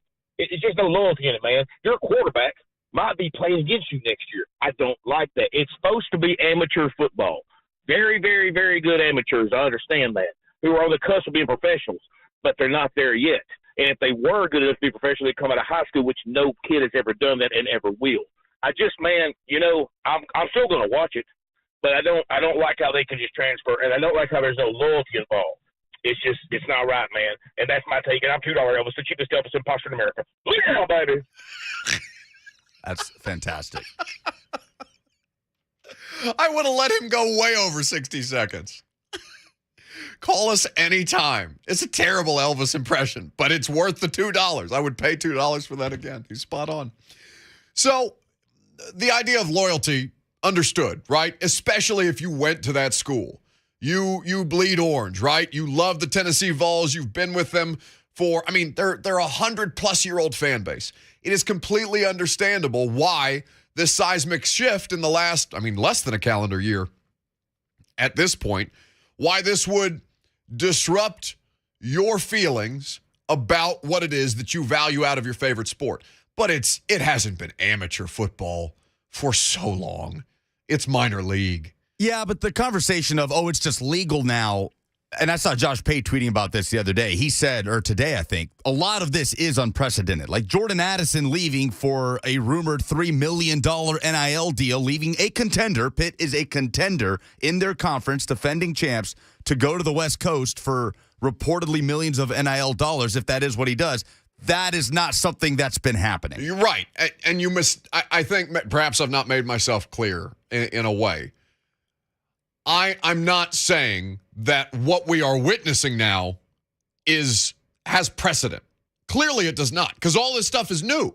What I'm saying, it is unconstitutionally, by rule of law, the highest court in the land, said the way that you guys have been keeping it amateur football is illegal. Right. It has never been nothing that produces the amount of money around it like college football has historically, with sponsorship dollars, television contracts, everything else. The universities, the coaches making tens of millions of dollars. Would you sit there and tell me that Nick Saban is an amateur coach? No. He's a paid professional football coach.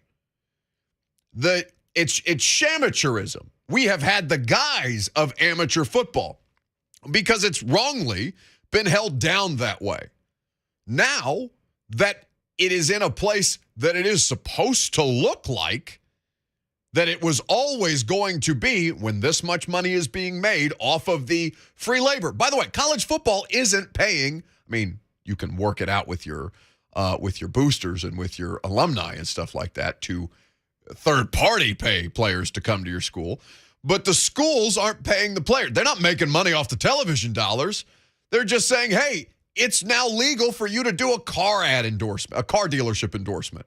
It's still not college football players seeing the true value of what it is, the amount of money that they're making for other people. Now, I say football while understanding that there are many other sports that factor into this. Yeah, which is why it's so volatile. It's different. It is hard because there is no one-size-fit-all solution. It's why, for those of you who saw the reporting, and this was fairly late last night, and I don't know, it was a Sports Illustrated article that had said that several of the Power 5 leagues were reaching out to representation. Here's the article. Forgive me, I was scrolling. SEC and Pac-12 commissioners to meet with the United States Senate in pursuit of help with NIL policies. Because, one, the NCAA is not helping them. They're not giving them any governance as the governing body of collegiate athletics. So individual conference commissioners, just like during the pandemic, which is a big part of the reason I think Mark Emmert finds himself out or soon to be out these days, they're having to do this thing independently because there is no overarching rule that will fit every sport that you have for the different amount of finances that are associated with each, and the primary revenue generator being college football. Let's do a Panzika portal update, shall we? What's happening with the University of Tennessee right now? Long-awaited portal commitment from former five-star wide receiver prospect and USC transfer Bru McCoy came down yesterday for Tennessee. He had been on campus multiple times in the weeks leading up to yesterday. Did not play a snap for USC last year. Was dealing with off-field issues, a domestic assault allegation where ultimately charges were dropped. But again, he didn't play football in 2021.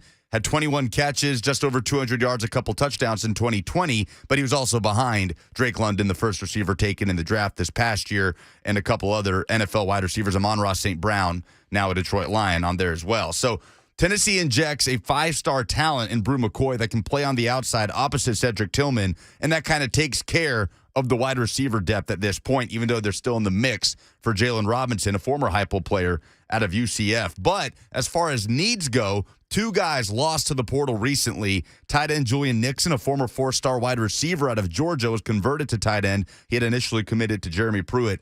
He's in the portal. Not a big hit. Nixon never really saw the field.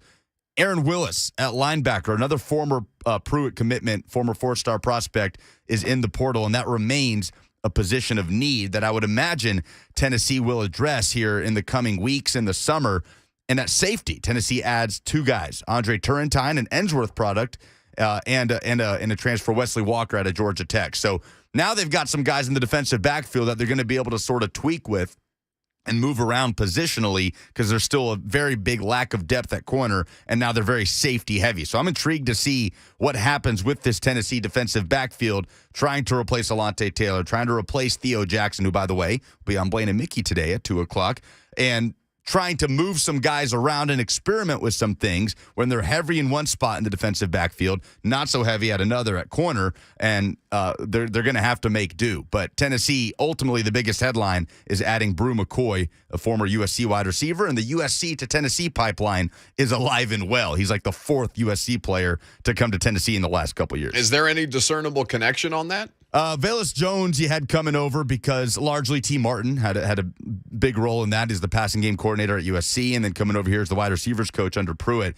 But other than that, I mean, it's guys communicating with one another. Chase McGrath, a kicker, comes over. Caleb Tremblay, the defensive lineman, transferred over. And Bru McCoy said he talked to all of those guys about transferring to Tennessee. And obviously his relationships with the coaching staff and Heupel and the environment had a big role. But he talked about talking to Velus Jones and Chase McGrath and Caleb Tremblay. So other than player-to-player communication, you can't really pinpoint anything, but it's just an interesting connection that has sort of developed over the last couple of years. But Bru McCoy, biggest addition so far in the transfer portal for the Vols, but still a few needs out there. A Panzika portal update. How about that? Yeah, the secondary is obviously the biggest concern. They just need bodies that can start for them for Tennessee on defense this year. So, somebody's saying, Stephen King is saying, Buck involved the Constitution, so now I ask him to name the Second Amendment. Now, we screwed this up yesterday. My several history teachers across many, many years of, well, don't spoil it for me in my ear, Lucas. It would have been funny if I did the thing that I was thinking that I was going to do, which is say, which one's the Second Amendment? That's the gun one, right? That's the good one. Stop spoiling the bit. Got a break.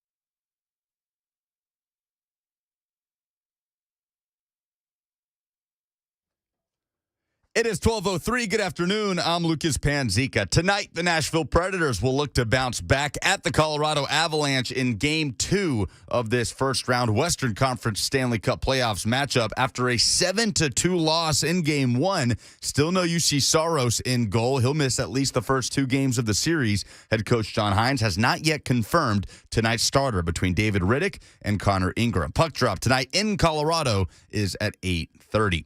The first-round NFL draft pick to sign a contract is Devontae Wyatt, the former Georgia Bulldog, signing his 4-year, over $12 million deal with the Green Bay Packers. For all your foundation repair and waterproofing needs, visit USSTN.com. Breaking news at once on your home for the Titans and Vols. This is 104.5 The Zone.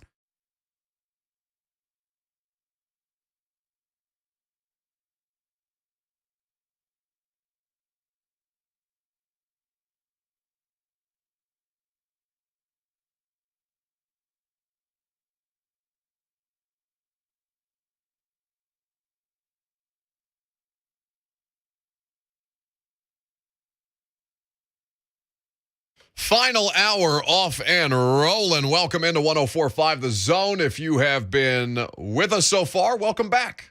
We're happy to have you on this Thursday. Lucas Panzika is back there making it happen. Robert, what's your last name, Robert? Walsh. Turn his microphone on, Lucas.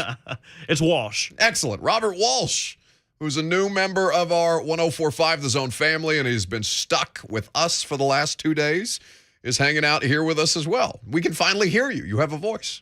It's good to be here. Excellent. Appreciate you giving me a chance to talk. Okay, well, we'll tell you why Robert is in here with me here in just a second, because we have tickets to something to give away to you, and I think you're going to want to be a part of it. But we're not just going to give it to you. We don't there are no participation trophies on this show. We are not 3HL with that godforsaken golf trophy that sits here just flying in the face of everything that show tells me they stand for.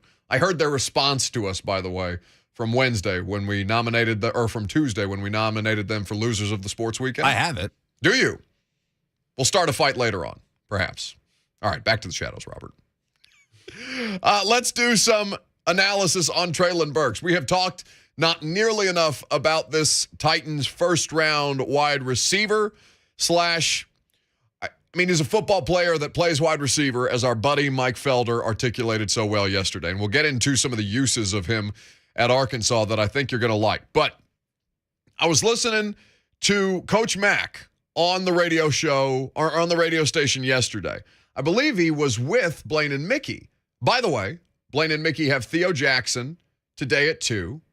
They and then 3HL will have Roger McCreary sometime between 3 and 6. I'm not aware of what time Roger McCreary is on 3HL, but I know that Theo Jackson's at 2 on Blaine and Mickey, so make sure you're listening.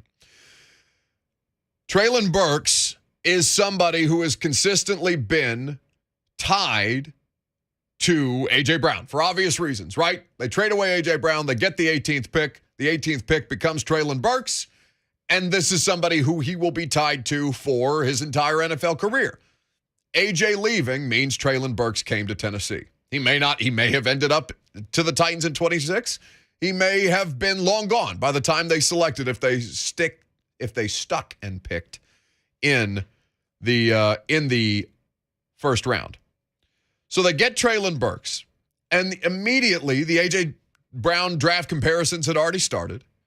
There's a lot of similarities to the physicality that they bring to the sport, to the position at which they both play, even though we've seen Treylon Burks deployed a little differently at Arkansas than we did A.J. Brown at Ole Miss. Big slot versus, just find a way to get him to the ball, basically, is what Kendall Briles did. So coming in, Treylon Burks is now he's the third best odds in the NFL to win Offensive Rookie of the Year. Understandably so. People are looking around at the Titans offense and say, who the hell is Ryan Tannehill going to throw the ball to that's left from last year's team? And the answer is, of course, wide receiver 1, Nick Westbrook-Akina. But there will be plenty of opportunities for the rookie to be able to take advantage of what they give him on the field, depending on how quickly he picks up, and, of course, provided health, first and foremost. But the thing that I do not want to hear today or moving forward, I don't want to hear Treylon Burks and A.J. Brown comparisons every time he takes a step onto a practice field, every time he puts on the uniform, every time he dresses out for a game. I don't want to hear it because it's not about who the player has been or what they could be. What it is about, first and foremost, is the deployment of that player. That's what matters most among all these conversations. You can sit there talking about how much you like Aiden Hutchinson's fit in Detroit because he's a hugely talented player and they need people who are going to knock the quarterback on their ass. They haven't had that. What matters vastly more, is he going to a successful organization that will understand how to foster and develop him? Probably not in Detroit. And 2, deployment. How are they going to use him in the defense? You going to stand up? Is he going to be just an edge player?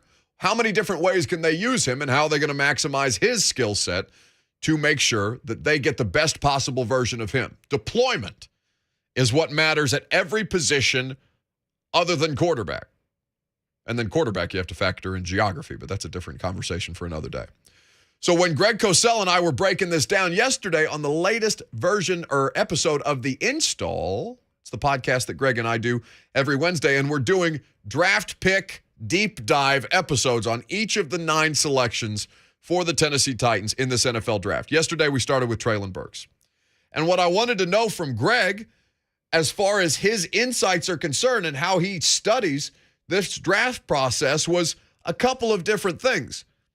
Because the comparison that Greg has given me in multiple weeks of talking about this guy in particular before he ever landed in Tennessee was Deebo Samuel, for the way that he's used, and Cordell Patterson, who it's taken a decade in the league to figure out how the hell to use him, but now all of a sudden, Bill Belichick first and then Arthur Smith a little more creatively, you felt like you're getting the most possible out of Cordell Patterson, even though he's been, a flop of a wide receiver. You found ways to make him an impactful player in your offense. Deployment is what I wanted to ask Greg about as it relates to Treylon Burks. And Buck, the key word that I want people to take away from what you just said, which I will repeat, is deployment. I'm not sitting here right now as we look early in May before Treylon Burks has played an NFL game and saying, oh, yes, he's Deebo Samuel. Yeah. Because Deebo Samuel has done it in the NFL. Cordell Patterson has done it in the NFL. So I'm not saying right now he is that guy. I was talking about the way he can be deployed within an offense. Mm-hmm. You're talking about a player that is big, is well built. He's a smooth athlete. He has extensive experience lining up in multiple locations in your offense, including the backfield. He has really good build-up speed, particularly when he has free access off the line of scrimmage. Shows some fluidity as a route runner. He's very, very physical, and he's got really big hands, and he does not drop the football. He catches everything. And what stood out, despite the fact that his 40 time was 4.55, which, by the way, so people understand, was still better than DeAndre Hopkins, was still better than Michael Thomas from the Saints. I think those two guys are pretty good. The thing that stood out is he flashed an extra gear on vertical routes. And keep in mind, and we may or may not have discussed this before, but because he's 6'2", he has stride length. Stride length is a trait. You can eat up ground quicker even if you're not a 4.4 guy. He ran by SEC corners. He was a vertical dimension in the SEC, both on the outside and in the slot. And he also showed, because he's so big and physical, some physicality through his route stem and at the top of his route stem, and that helped him create separation versus man coverage. He won one-on-one matchups on the outside. He can play boundary X just like A.J. Brown did. Yeah. So he may step in. The goal, of course, is for him to step in and be a starter and fill that role from day one. But like A.J. Brown, there's a physical presence to his overall game. He's a size and strength receiver. That's Greg Cosell talking about Treylon Burks within this offense. Now, what we are going to do is we're going to flesh that out a little bit, because I want to give you actual examples of where it is that Treylon Burks thrived in Arkansas's offense against SEC competition, against pro-caliber competition. But the thing that we are going to do first is I'm going to give you an opportunity to win some tickets to join us for the 81st running of Iroquois Steeplechase, presented by Bank of America on Saturday, May the 14th at Percy Warner Park. That's next Saturday, kids.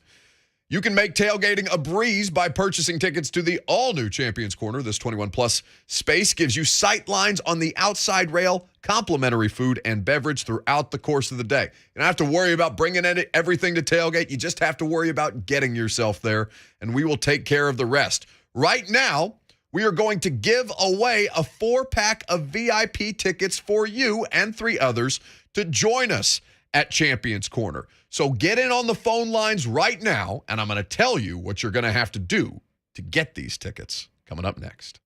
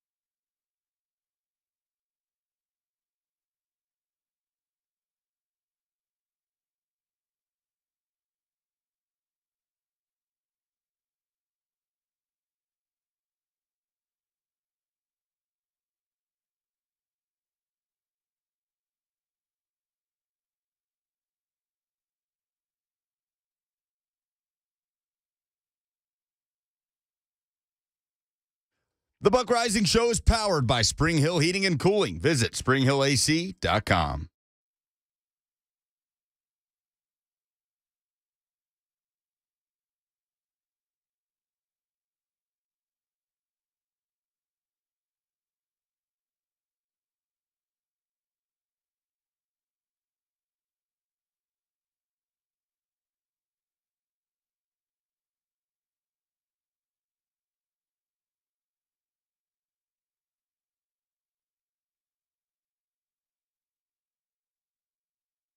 You're about to put us through? I would love to. It's time to play Nashville's new favorite game, Horse or Rock Band. We were going to do it in unison, but I guess I don't have the pull around here yet. Nobody said unison. That's okay. No, that's my fault. That's my fault. Trying to build it up.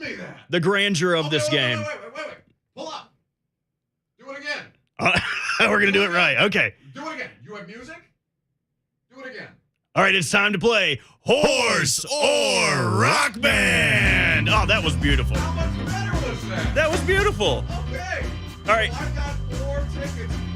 Robert's going to tell you the rules of the game. Super simple. All you've got to do is discern if the name I'm giving you is a name of a horse that races or the name of a terrible rock band. Excellent. So let's speak as a case study because the lines are loaded. There's people the opportunity to do this. I want you to be the case study. All right, Buck, give it a shot. This is Blue Tip. Is Blue Tip a horse or a rock band? That's a horse. You would be incorrect. That is a rock band. Next. All right, give this one a shot. Cyberknife. Cyberknife, a horse. That is correct. Oh! So I would win tickets in that instance. Yes, you would, to an event that you're hosting. I'm probably going to have to buy my own. So this is the game. Robert is going to give you a phrase. You have to decide whether it's a horse or rock band. And quickly after that, you will get into Treylon Burks' analysis that many people do. First to win gets the ticket. So if you hear somebody win before you, sorry. All right, Lucas made the rules. If you want to yell at him, it's his fault. Let's start with Denise. Wait, is this the same Denise? This is our Denise. This is our Denise. Denise, welcome back. It's lovely to have you. Hey, Buck, I'm calling to apologize and win the ticket. Well, just as long as you do it in an FCC-safe manner, Denise, you are more than welcome to try. And, oh, my God, Lucas, how do you remember? You have my phone number, don't you? No, Denise, but we always remember our favorite callers on this show. I think you qualify for that at this point. All right, let's not bog down the game. Denise, quickly, I'm going to turn things over to Robert. Go ahead, Robert. Give her a phrase. Denise, let's hope this name is your mood after you win this tickets. Is Happy-Go-Lucky a horse or a rock band? Oh, I think it's a horse. Ooh, Denise, it is a rock band. No, Denise, I wanted you to win the tickets. I thought it was a horse, too. I'm coming anyway. Well, listen, you go to 1045thezone.com, Denise, you can get a great deal on those steeplechase tickets. We look forward to seeing you there. Alex in Nashville is our next contestant. Robert, what's the phrase? Sunday Silence. Is that a horse or a rock band? Alex, your thoughts? Let's go with rock band. Ooh, Alex. It is a horse. Alex. No. I mean, listen, I don't have the sheet. Robert could be making these things up entirely, and I would have no idea. I've lost control. Thank you for playing, Alex. These are tough. Everything this has to be the hardest part about starting a band. Our buddy Josh Norfleet talked to me about this one time. He said it's not learning to play the instruments. It's not finding people to play with because you're going to move to Nashville and find bandmates. It's coming up with the damn name for a rock band that hasn't been used before. This is that we should have given him Robert's cheat sheet. Did you come up with these? Did you have this list, by the way? I did not. I did a little prep when you told me to prove my worth. Kill or be killed. It's like the Titans quarterback competition. Eddie is in Nashville. He wants to play horse or rock band. What you got for him, Robert? Eddie, let's hope you strike the gold. Is Strike the Gold a horse or a rock band? Eddie, your thoughts? We'll go with the rock band. Eddie! No! So close and yet so far. See, you overthink that. You overthink it when Robert puts these things in front of you. Well, this is surprisingly difficult. I'm not shocked that many people are getting this wrong, but I'm surprised that we haven't hit one yet. Oh, where'd the music go? What happened? Head on a swivel back there, Lucas. John is in Lebanon. Horse or rock band, Robert? What say you? White Mystery, horse or rock band? John. I'm going to go rock band. And you would be correct! Oh! John, you are the winner. Stay right there. Oh. We're going to put you on hold. You're getting a 4-pack of tickets to go to our Champions Corner at the Iroquois Steeplechase. Congratulations to John and Levin. And bravo, Robert. A round of applause. I appreciate that. Look at the rookie. Well, he's not a rookie. He's got more radio experience than any of us, but he's a rookie to us. Could I also get some tickets to this event? Since okay. You couldn't hurt to ask. Finger guns. How many did it take? 5, 6? We got. I think that was our 5th. That was our 5th. John is the successful winner of the horse or rock band feature. By the way, 50-50 chance. I think we're going to do more of these giveaways at some point. Yes, so keep an ear out. We'll be doing these over the course. This event is May the 14th. You can either play horse or rock band, or you can go to 1045thezone.com and purchase a ticket to the Iroquois Steeplechase for yourself. We've got a sweet deal going. $100 gets you 2 VIP passes to the 81st running of the Iroquois Steeplechase, hosted by me at Champions Corner. You can visit sweetdeals.com/Nashville to purchase one. Buy one, get one tickets now. That'll be a lot of fun. Well done, Robert. Thank you, sir. Back to the shadows. Okay. Should we do some football talk? What a ridiculous game. That was tremendous work by Robert. We're very happy to have him hanging out with us. I turned up my own microphone off. Very happy to have him this week. So, since we were in the middle of very, very serious football analysis, there's I'm so disappointed. Poor Lucas is on the phone. Lucas, my microphone was off for the Zone TV chat. It was off for the first portion of the game show, but we got it on in time. No. D good on YouTube. Lucas, for Christ's sake, turn Buck's microphone on. Well, we're playing. Poor Lucas. He's back there making phone calls. He's back there taking phone calls. He's back there giving away tickets. We made it work. Anyway, bravo by all involved and well done by John. We'll see you next Saturday. So, James L. Newsom has tweeted us. Sounded a lot like I was saying whores or rock band, but no, that's not what was happening at all. Horse, as in the animal, as in what will be running the track at Steeplechase, not a term overused in the popular HBO series Game of Thrones. Anyway, Treylon Burks as a fit for this Titans offense as we seamlessly pivot back into sports talk conversation. There is a lot to like about what you heard Greg Cosell say about his deployment, about how the creativity at Arkansas allowed this guy to show a lot of different things on film that would make him a valuable asset to any team. Now, when it comes to the physicality, I think that's the biggest place where people draw the A.J. Brown comparison. That physicality is one of the hallmarks of who this guy is, because there's a lot of different ways that you could apply the physicality that Treylon Burks applies the physicality to his football game, and we'll explain more about what we mean about that later on. But first, I want you to hear from Greg Cosell yesterday on the podcast about how this physicality comes into play with Treylon Burks' game. There's a lot there to like on film. And in fact, Greg gave you at the end of the podcast, a tease to go listen to it, a couple of games of Treylon Burks to go watch so you could really feel these plays in real time. But this was Greg Cosell yesterday on the pod. Yeah, and the other factor, though, is if you choose not to do that with him and you just play him at receiver, I think there's no problem there. One of the things we hear a lot is, well, Treylon Burks, you have to understand how to use him. And I'm never sure how to react to that because he's a receiver. I think most teams know how to use receivers. Yeah. And I'm not trying to be sarcastic. And I think there's two sides to the Treylon Burks. For those who like him, and I thought he was a pretty high-level prospect as I thought about his transition to the NFL. We'll see if I'm right. But for those who didn't like him, they probably bring up the name of Laviska Shenault. Laviska Shenault had a phenomenal year at Colorado, his second to last year in college. And I watched him that summer, and I thought, wow, this guy is big. He's physical. He can run. And And I thought, wow, this guy really has a chance to be a good player in the NFL. And then he did not have as good a last year at Colorado. And obviously it did not work out in Jacksonville. I should know this, but I don't know where he is right now. He's still on the roster as we Yeah. sit here today, but with coaching regime changes, who's to say? Yeah, that's what I thought. I didn't remember seeing him elsewhere, but but obviously it has not worked out up to this point. So those who don't like Treylon Burks could say, well, look at Laviska Shenault. And you know what? We don't know the answer to that question.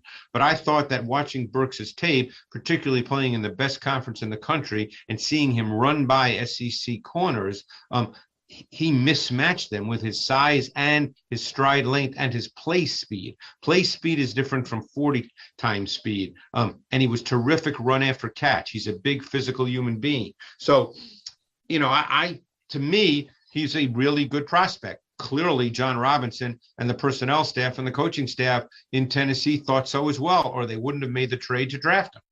That's Greg Cosell yesterday. By the way, it's available as a podcast. It's also available on the 104.5 The Zone YouTube page. All you have to do to get the install, any of the other digital exclusives that The Zone produces, and each of the 4 live weekday radio shows, 5 days a week, Monday through Friday from 6 a.m. to 6 p.m. Just hit subscribe on 104.5 The Zone's YouTube channel, and anytime we pop on live or premiere a video like the install, which comes your way every Wednesday, you can watch that too.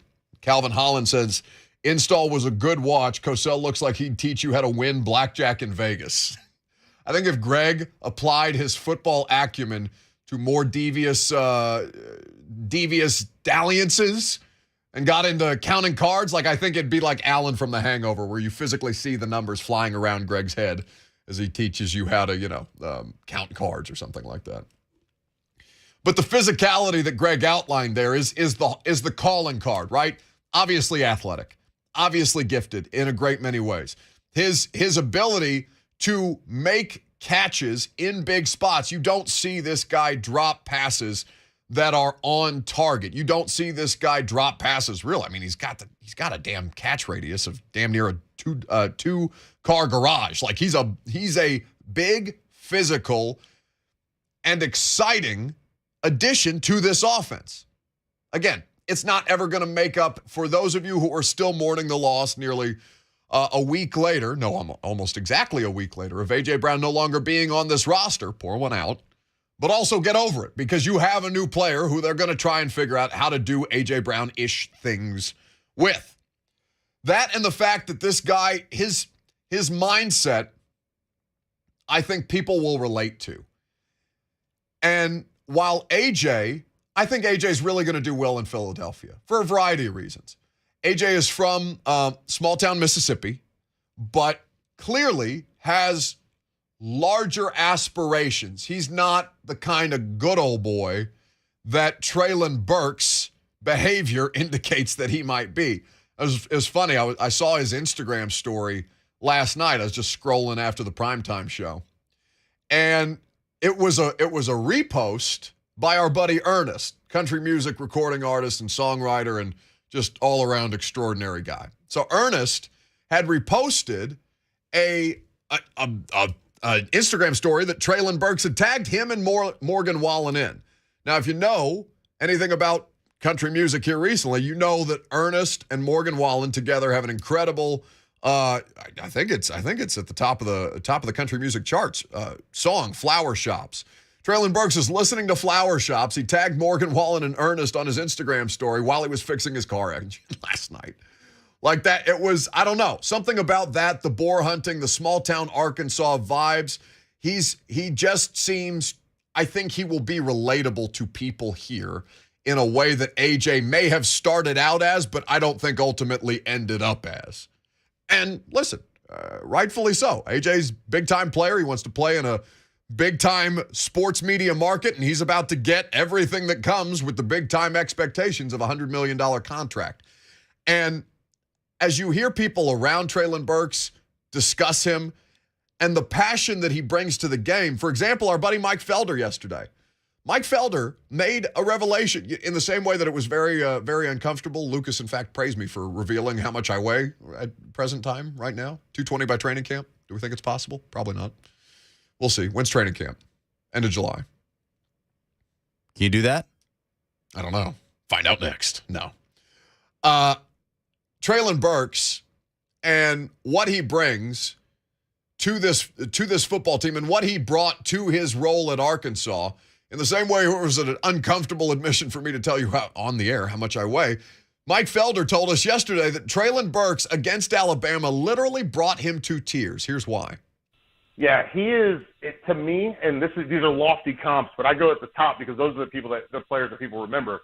So he's got a lot of Michael Irvin mixed with Tavon Austin. And when I bring that to the table, the Tavon Austin part is the jet sweeps, the orbit motion, the catches out of the backfield, right? Yeah. And then when I think about the Michael Irvin, he's not the fastest guy in the world, but that build-up speed, and he's a gamer, a guy who understands my team needs me right now, so I'm going to do everything I can. I'm going to kill myself to go out and make this play. I could have said Jesse Holley because Jesse Holley was a gamer. Obviously, someone that we loved at UNC, Mr. Fourth and Long, like he did his thing. But I think more people will remember Michael Irvin than remember Jesse Holley, and that's no disrespect to Jesse. I talk to him all the time. He's a great guy. But more people will remember Michael Irvin. And the reality of it is, for me, Buck, when I watch, and this is no joke, I do radio in Arkansas every other week. And year-round, and I've done it for almost 10 years now. And the first time I've ever cried doing a radio spot was with respect to Treylon Burks. What? And, yeah, with respect to him playing hurt and doing everything he could for his team to beat Alabama, and just nobody else coming with him. Like, it was Treylon Burks, and this is the highest compliment that I could ever pay to a football player. Treylon Burks is a football player that plays wide receiver. So that's Mike Felder yesterday on the radio show. Because a lot of people are going to I think a lot of people are going to be conflicted. Now, most of you, I think, have moved on from the whole AJ thing, but some people will continue to hold this over Treylon Burks' head. I think unfairly, but this is what you get when you have a situation like the Tennessee Titans have just went through. Because Jael on YouTube says, Buck, stop trying to sell us Burks. We like AJ. Burks better make the Pro Bowl or I'm using all of Buck's words against him. Lucas, you're making a face like you smell something bad, but he's not speaking for himself there. He's not at all. It's just evaluating the player, though. Sure. Here's why the Titans made this move. Well, but also, I think there's still a strong contingent of the population that would say they could have worked it out with AJ. And may never forgive John Robinson for that. I'm not trying to sell you Treylon Burks. I'm trying to tell you what you've just gotten. Because if I was trying to sell you on anything, what I'm trying to sell you on anything is you don't have A.J. Brown anymore. Get over it. Not productive to sit here and talk about the fact that they no longer have A.J. Brown. It is a complete and utter waste of time to be a person who is in that position. You can cry about it. You can pout. You can do as you like. You can hold it against John Robinson. You can say AJ's a diva for wanting out and asking for a trade, all of these things, and it can be a complete and utter waste of time other than to provide you an outlet to bitch. And if that is your source of therapy, then good on you. But for the purposes of understanding what is now on your football team, I'm not trying to sell you. I'm trying to tell you. And I'm not trying to tell you as much as I'm trying to have people much smarter about football than me tell you why it is or what it is that you've just added to your football team. But the rest of it is just nonsense. And again, I'm not dismissing Jael for having the opinion because he's not speaking for himself there. He's speaking for a contingent of the population who will pay attention to this football team. And whether you hold my words against me, if this guy makes a Pro Bowl or not, he could go. So if Treylon Burks, 18th overall, Lucas, where was Cordell Patterson taken in the first round? End of the first round. I'm going to double check to confirm. I want to say 31 to Minnesota. He went to the Minnesota Vikings initially, and he's obviously bounced around. But he was a first-round pick, and deployment-wise, he is somebody who is now, just now, after a decade in the league, nearly a decade in the league, they've just now figured out what the hell to do with Cordell Patterson. Now, that's not his fault. That's coaching's fault. But if Treylon Burks can be Cordell Patterson, but with direction and proper coaching, and, one would hope a little bit of a better ability to retain a playbook. I think that was famously the thing that was associated with Cordell Patterson, even at Tennessee, right? That was a struggle.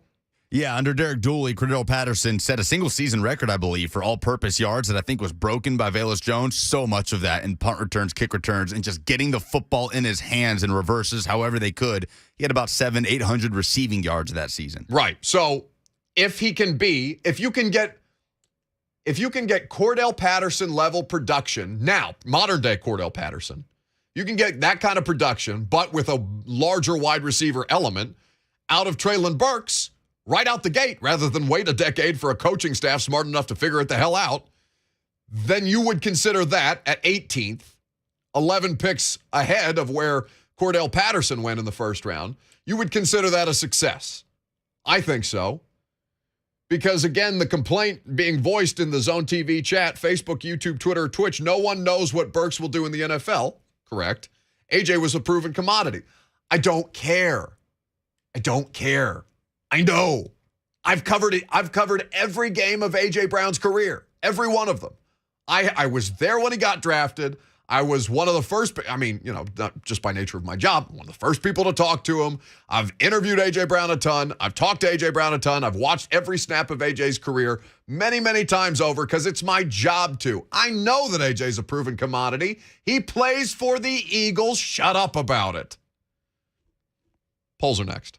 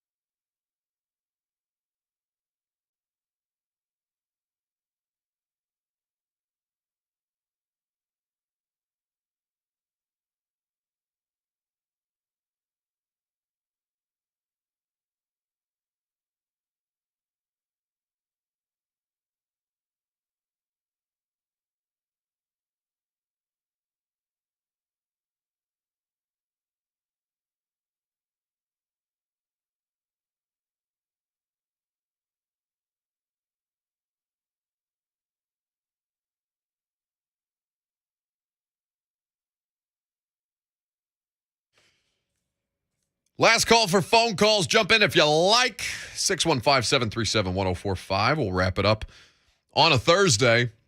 Coach Dave McGinnis going to be on the radio show at 11:20 tomorrow. Get your Friday started with Coach Mack. A lot of good prospect breakdown for you when our guy joins us. Now, we will also be, of course, paying attention to the Preds result tonight. Is it another 8:30 puck drop? Another 8:30 puck drop. I despise that. Look at us. We made it to the end of the show before the porn spam started in our YouTube stream.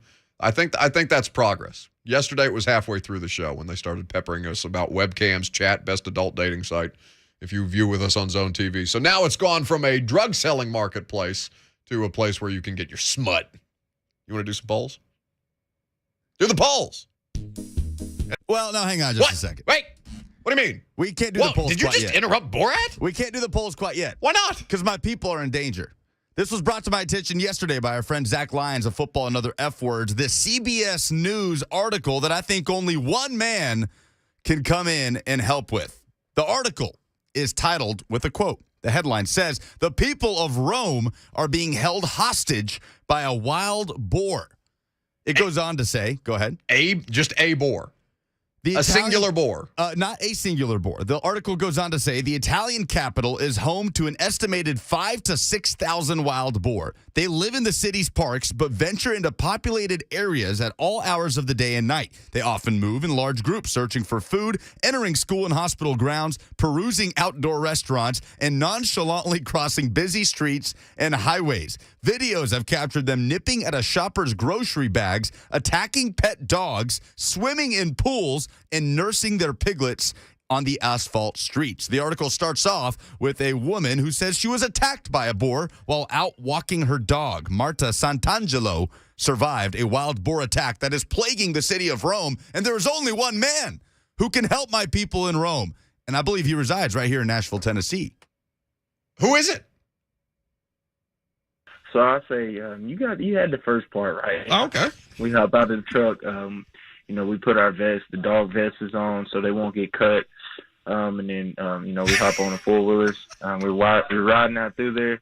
The dogs are maybe 500 yards in front of us, and then just say for instance they find one, and then we'll stop, cut the four-wheelers off, and listen, and we just listen to them. And when they start barking, that's when that they found one. And so we head over there to him, and as soon as we get there, depending on how big or small he is if we'll kill him or not. But also it depends on if we're gonna walk in there with like cautions. Yeah. Depending on how big he is, you got to respect him too, just because they're pretty dangerous. So, we go in there. I'll do the honors and flip him over on his side, and then I'll let you get that thrill of stabbing him with a knife. Oh my God. Wait, hold on. I love this. They have to earn the right to be killed by you. So those voices are familiar. That's 3HL. With Titans rookie wide receiver and number 18 overall pick, wide receiver Treylon Burks out of Arkansas. So you want to send Treylon Burks, after he's just been drafted to Nashville, to Rome to set your people free from this boar infestation. Yes, this is an issue of humanity. This is like an Avengers type issue. We need to send Treylon Burks to Italy. We'll be in touch with the Titans about the logistics. I believe John Robinson said they were putting it in his rookie contract that they'll give him a grocery stipend for bacon and ham if he wants to go, if he gets the itch for a little pork dinner. Instead of flipping over a boar and letting Slay stab it in the head. My people need you, Treylon. A knife and a dog. That's all he hunts boars with. Borat hunts boars. Hello, my name is Borat. There is a show in America called Buck Reising. I like very much. As a man named Lucas, like my producer, Azamat Bagatov, will update something called Final Pollings. I'm very excited, very excited. Do it, Lucas. La la la la. Presented by Two Rivers Ford. You can custom order any new Ford from Two Rivers. They will deliver it to you when it gets manufactured. It just makes me laugh every time we play the Borat sound, and then there's a company, a lovely company in Two Rivers Ford that has their professional brand attached to this foolishness. What was your least favorite Titans draft pick? Mahogany says my least favorite was probably Hassan Haskins. Even though I liked the pick, felt like we could have addressed a different need. I didn't have one. I felt fine about the draft class, top to bottom. I really did. Kenneth says, if Roger McCreary truly ends up being Caleb Farley insurance, then I hate that pick. Roger McCreary is on 3HL today. Theo Jackson is on Blaine and Mickey, which directly follows this radio program. 2 p.m. is where you can hear the Overton High School and Tennessee Volunteers' latest draft product. How do you feel about the direction of college football? 59% are unhappy with it. I'm fine with it, but that's because I didn't have a strong position about it in the first place. Now I get the more honest version of what I believe college football to be. So, yeah, I'm happy with the direction of college football. Who should start in goal for the Preds tonight? David Riddick, who started game 1 and was pulled after a 5-0 deficit, or Connor Ingram, who was called up from Milwaukee? 86% say Ingram. It does feel like Ingram should be the one in goal tonight. Riddick, again, it was not his fault, but this was a circumstance that I think you just can't go back to that. We didn't really get to this headline, but who would you rather be the owner of the Denver Broncos? Magic Johnson, who is allegedly considering ownership of the Broncos, or Kanye West / Antonio Brown, who are also both allegedly, with great emphasis on that word, considering ownership of the Denver Broncos. I root for the funniest result. All three of them would be terrible at this job. Magic Johnson straight up got bored of being the president of the Lakers, said it's way more fun to be Magic Johnson. Why am I not just out here being Magic Johnson? With great tweets like the Philadelphia 76ers need to play better. Well, the final results say Magic Johnson was 67%. Yeah, no fun, any of you. Those the polls? Those are the polls. Oh, that's the show. Going to do it for us today. One more time this week, we got you. Prime time tonight, 8 p.m. I'll get you going before the Preds take the ice at 8:30 tonight, and we will find out what that looks like together. See you then.